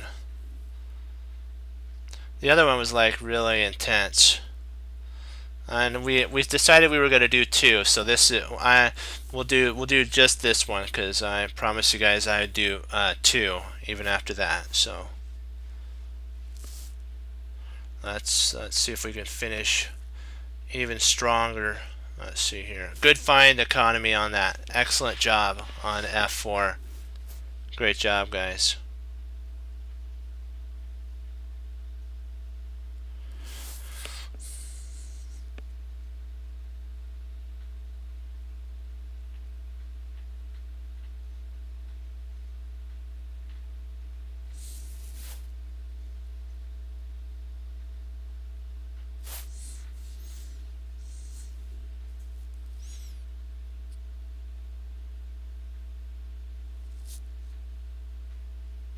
Trying to figure out to see if we can't do something like that, but I'm not sure if that actually accomplishes.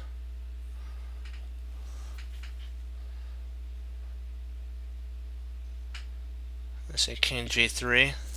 We can't do king g3 because of this pawn.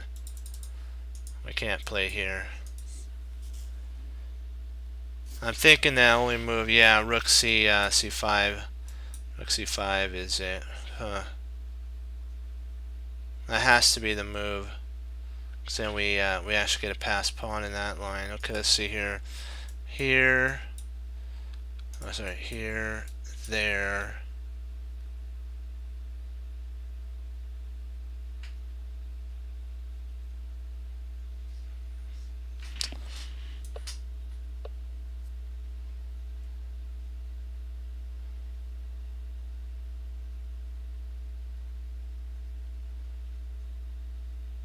Do we just take the pawn?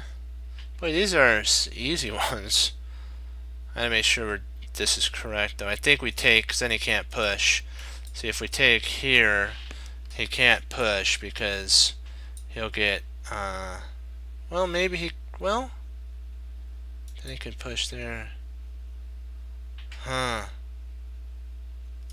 So if we do here, he pushes, we take, he pushes. Ouch. So I don't know. Wow.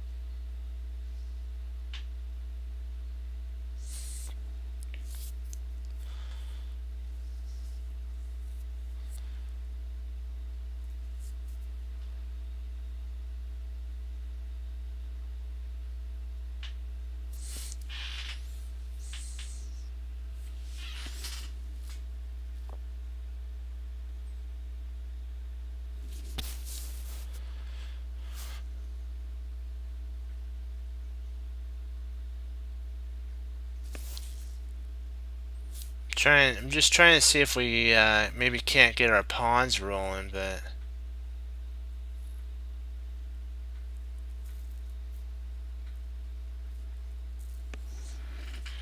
so bishop f6. I mean rook f6. That's what I'm looking at. I'm trying to see if we can, but I don't know. I know we can't take, because if we took, if we took here, his pawn is too fast, and he'll win our rook. So, very sneaky idea there. Very, very sneaky.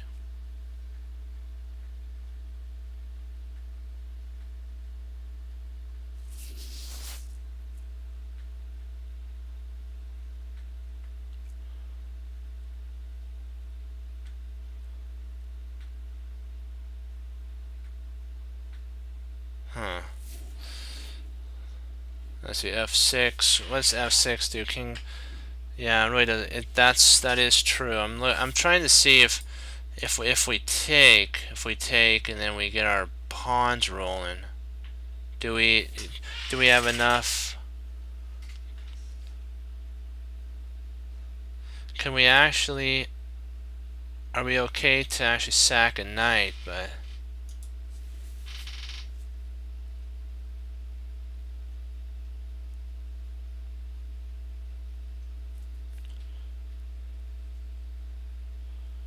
oh, interesting. I like that move. I like that move, Fox. Yeah. This is it. That is a stellar move. Nice. Yeah. And then if bishop c6, we come back and we pick it off. Oh yeah. Great find, Fox. Nice. Oh. Oh.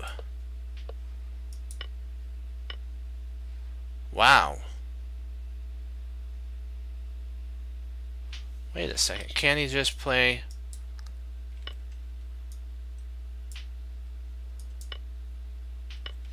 Wait, that. What are we missing here? Hold on. What did we? What's the sitch? What's the sitch? Okay, we take, but can't he?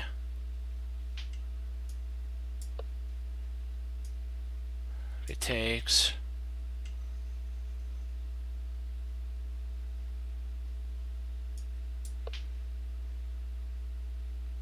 Oh, that is subtle. Wow.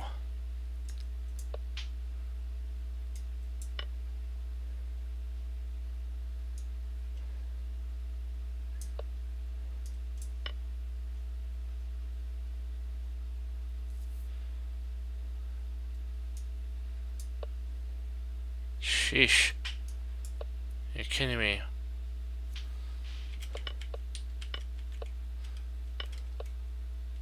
We'll try one more because I want to end on a positive green. Wow.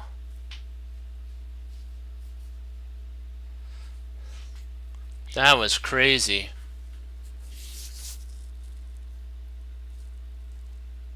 That was an insane one. Well, we'll do one more because I want to end on a positive here. Come on. Let's do this thing.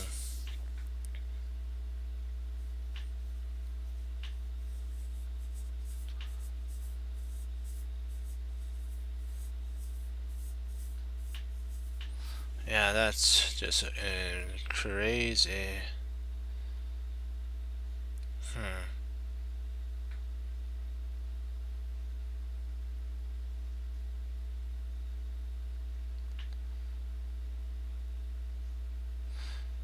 I'm thinking knight takes, but if the knight takes there,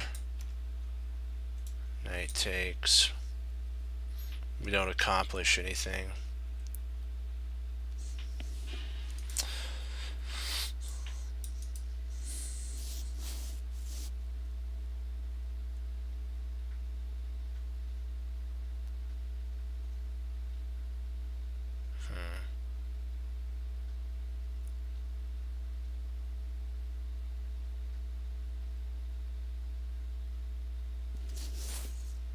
Interesting.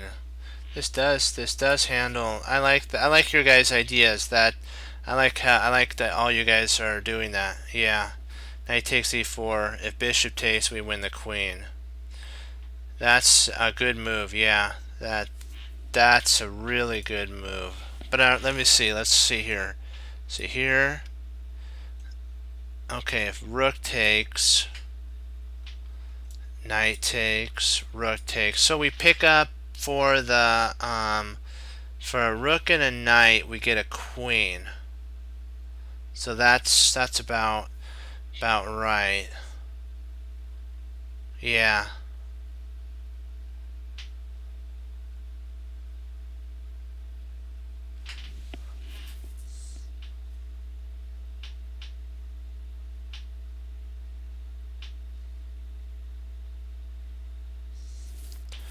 Hold on. So what are we deciding on this? Because I've been looking at knight takes e4, e4, and then if rook takes a3, knight takes d2, and then rook takes d2.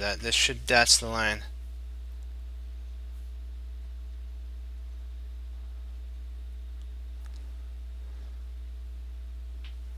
I think that's it. Is that the right move line?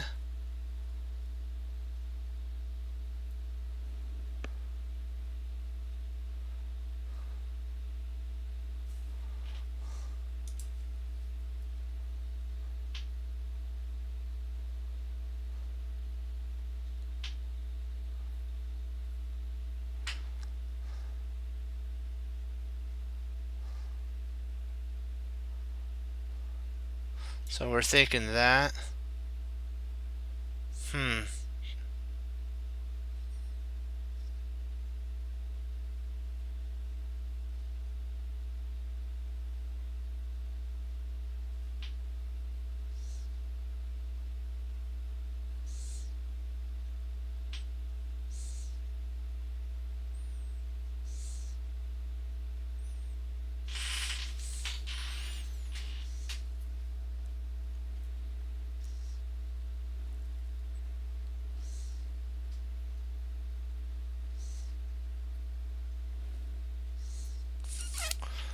Boy, this is a tickler for sure. We only pick, I think we actually, if we do this here, sorry, if we move here, there, we take here, but the queen can actually, no, she can't grab that. Yikes.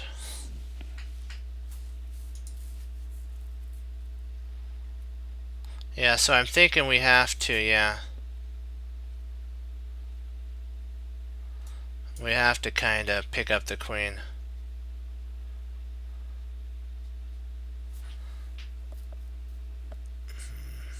Trying to make sure all this works. I think the line that I put in there for you guys to look at, I think that's the only one that actually plays out in our favor.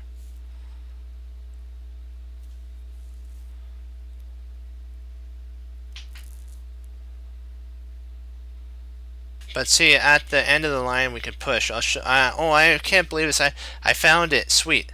If we play here, watch. He plays there. We take, right? He takes. Watch this. E4. Sweet. E4 at the end of the line, and we pick up the bishop. We get the bishop in that line. Nice. We actually win a bishop. Sweet. This is the line. I got it now. Knight takes e4. Rook takes a3. Knight takes d2. Rook takes d2, and then we have e4, and we pick up the bishop, or at least a piece in that line. So let's give it a go. Oh, please let this work. Wow, he actually moved his king. Yikes. So do we just pick up, which way do we, I think we have to take with the knight, the rook with the knight. That really threw a kink in everything. Let's see here.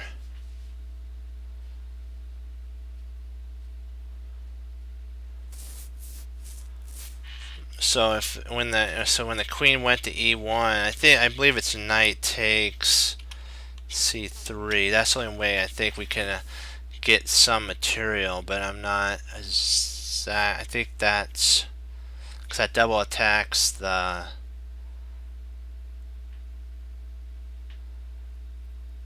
Let's see, it would be here, and then if the rook moved up, then I think we still have no, well, do we? No. Yeah, I think we still have e4 in that line. I think we still have e4.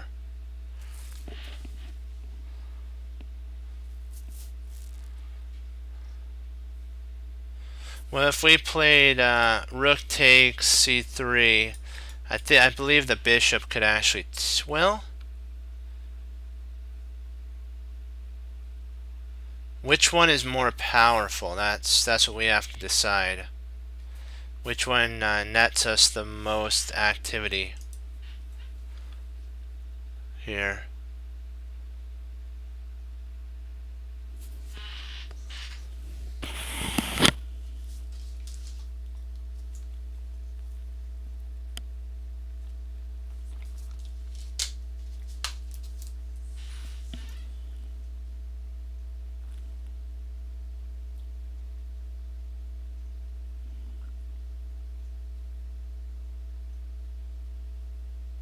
But there is an interesting line if he takes there. We do have that. So what's the count of pieces? Let's see here. So we have this because he would take back. So we have this, and that. No, let's do it in the colors, proper colors. So we have that. He has this, and this in that line.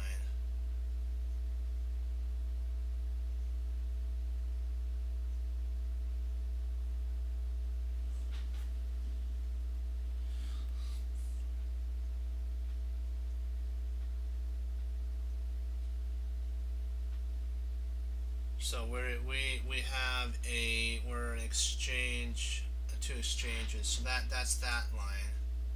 Oops. Sorry guys. Sorry. Got a little too hyper there. Okay. I'll repeat myself there. Okay. Well, if we play here, and let's say he takes, we take there, he takes, and then we take back, and then he moves his king. The count of pieces will be this. We'll have this, and then he'll just have these three pieces. He'll have two bishops, a knight, and two bishops, a knight. We'll have I don't think we have that. I think that one's gone. So we'll have a knight, two rooks, and he'll have a knight, two bishops. That's that combination. Let's check to see if the knight takes, so we'll win there. That keeps material on the board. Oh, true. Wow, that nets more than we know. Wow. I think rook takes might actually be the right move then.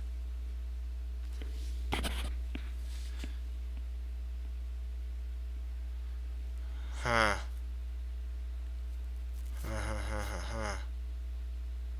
Boy.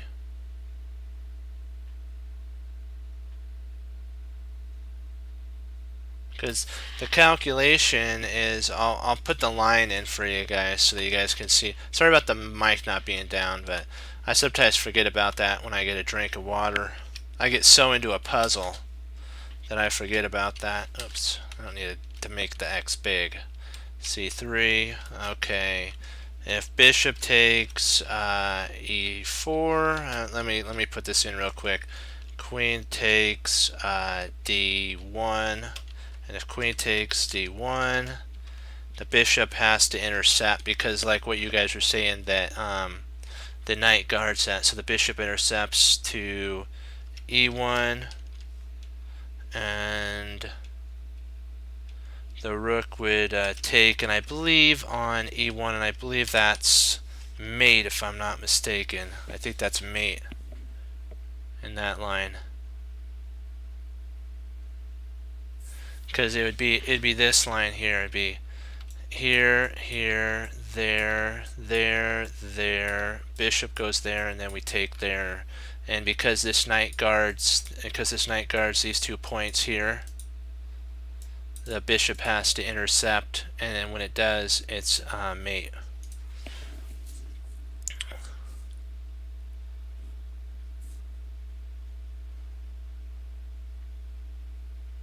But I'm not sure if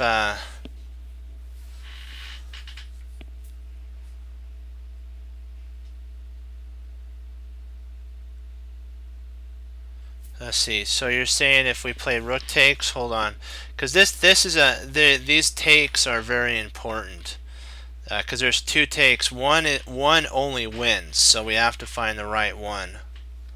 Let's see. So rook takes, then bishop c2. Bishop c2 to guard there. Okay. Oh, I gotcha. I see what you're saying. Because then that protects all that. Oh, wow, yeah. That would have been a shame, wouldn't it? That would have lost the entire match.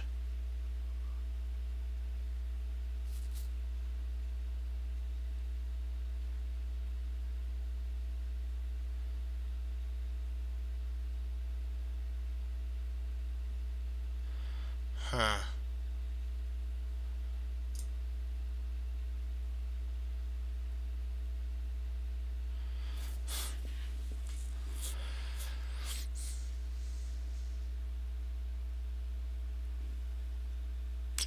Yeah, I think that's the only idea, because now that I think about it, I think that's the only thing that does win, because if he moves up here, we still have that.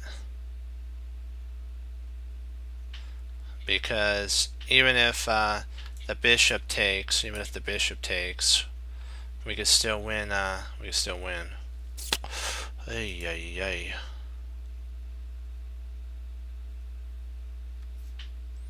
Do we go for it? Because this is my last one. Oh, I really hope. Oh, I'm hoping this is right. I'm really trying to calculate. What does my intuition tell you?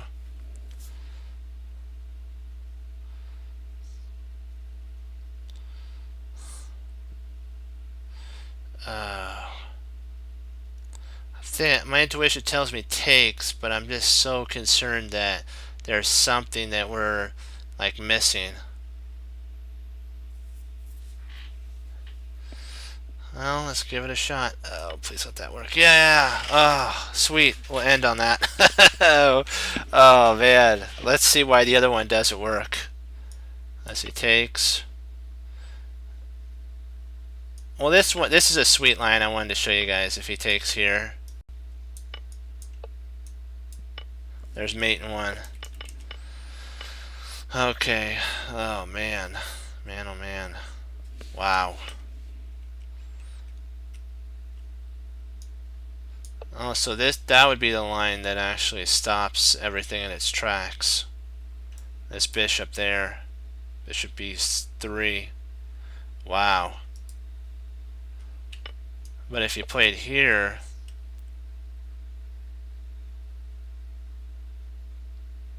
yeah, the knight d2 is exactly what you guys were saying is on 100%. Knight d2 is what solidifies that line. Okay. Yeah. Well, do you guys have any other lines you want to look at besides this?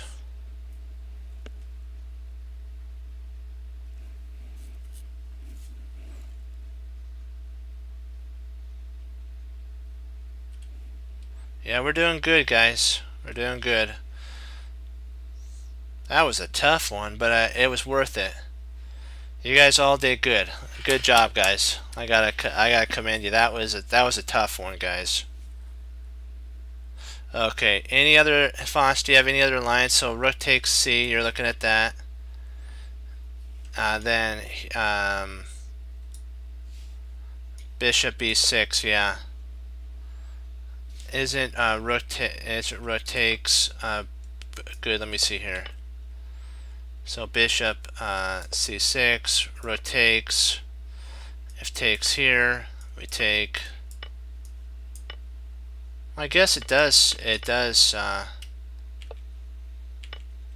That's the problem sometimes with computers.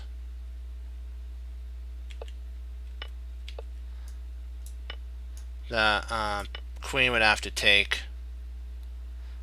See, that was the only kind of sitch I had a problem with rook takes, was I didn't know if the queen could actually take and still hold.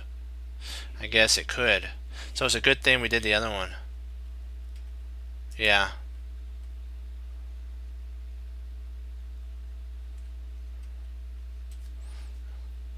Okay. Well then, guys, if there's no more questions, I'm gonna call it a day. I thank you all for logging on. Thank you for the raid, guys. It was fun. You know what? We learned a lot. Got to keep pushing forward. We're gonna get to that track of 2600, one step at a time, though, and we're gonna do it, guys. You know what? We gotta always remember: keep pushing forward. Learn from your mistakes. Never give up. You know, that's the whole thing. Remember what Hannibal Smith said, that you need to always have forcing moves. See ahead what it's going to be before you move it, because you don't want to just play one move chess. And like Bruce Lee said, knowing is not enough, we must apply. Willing is not enough, we must do.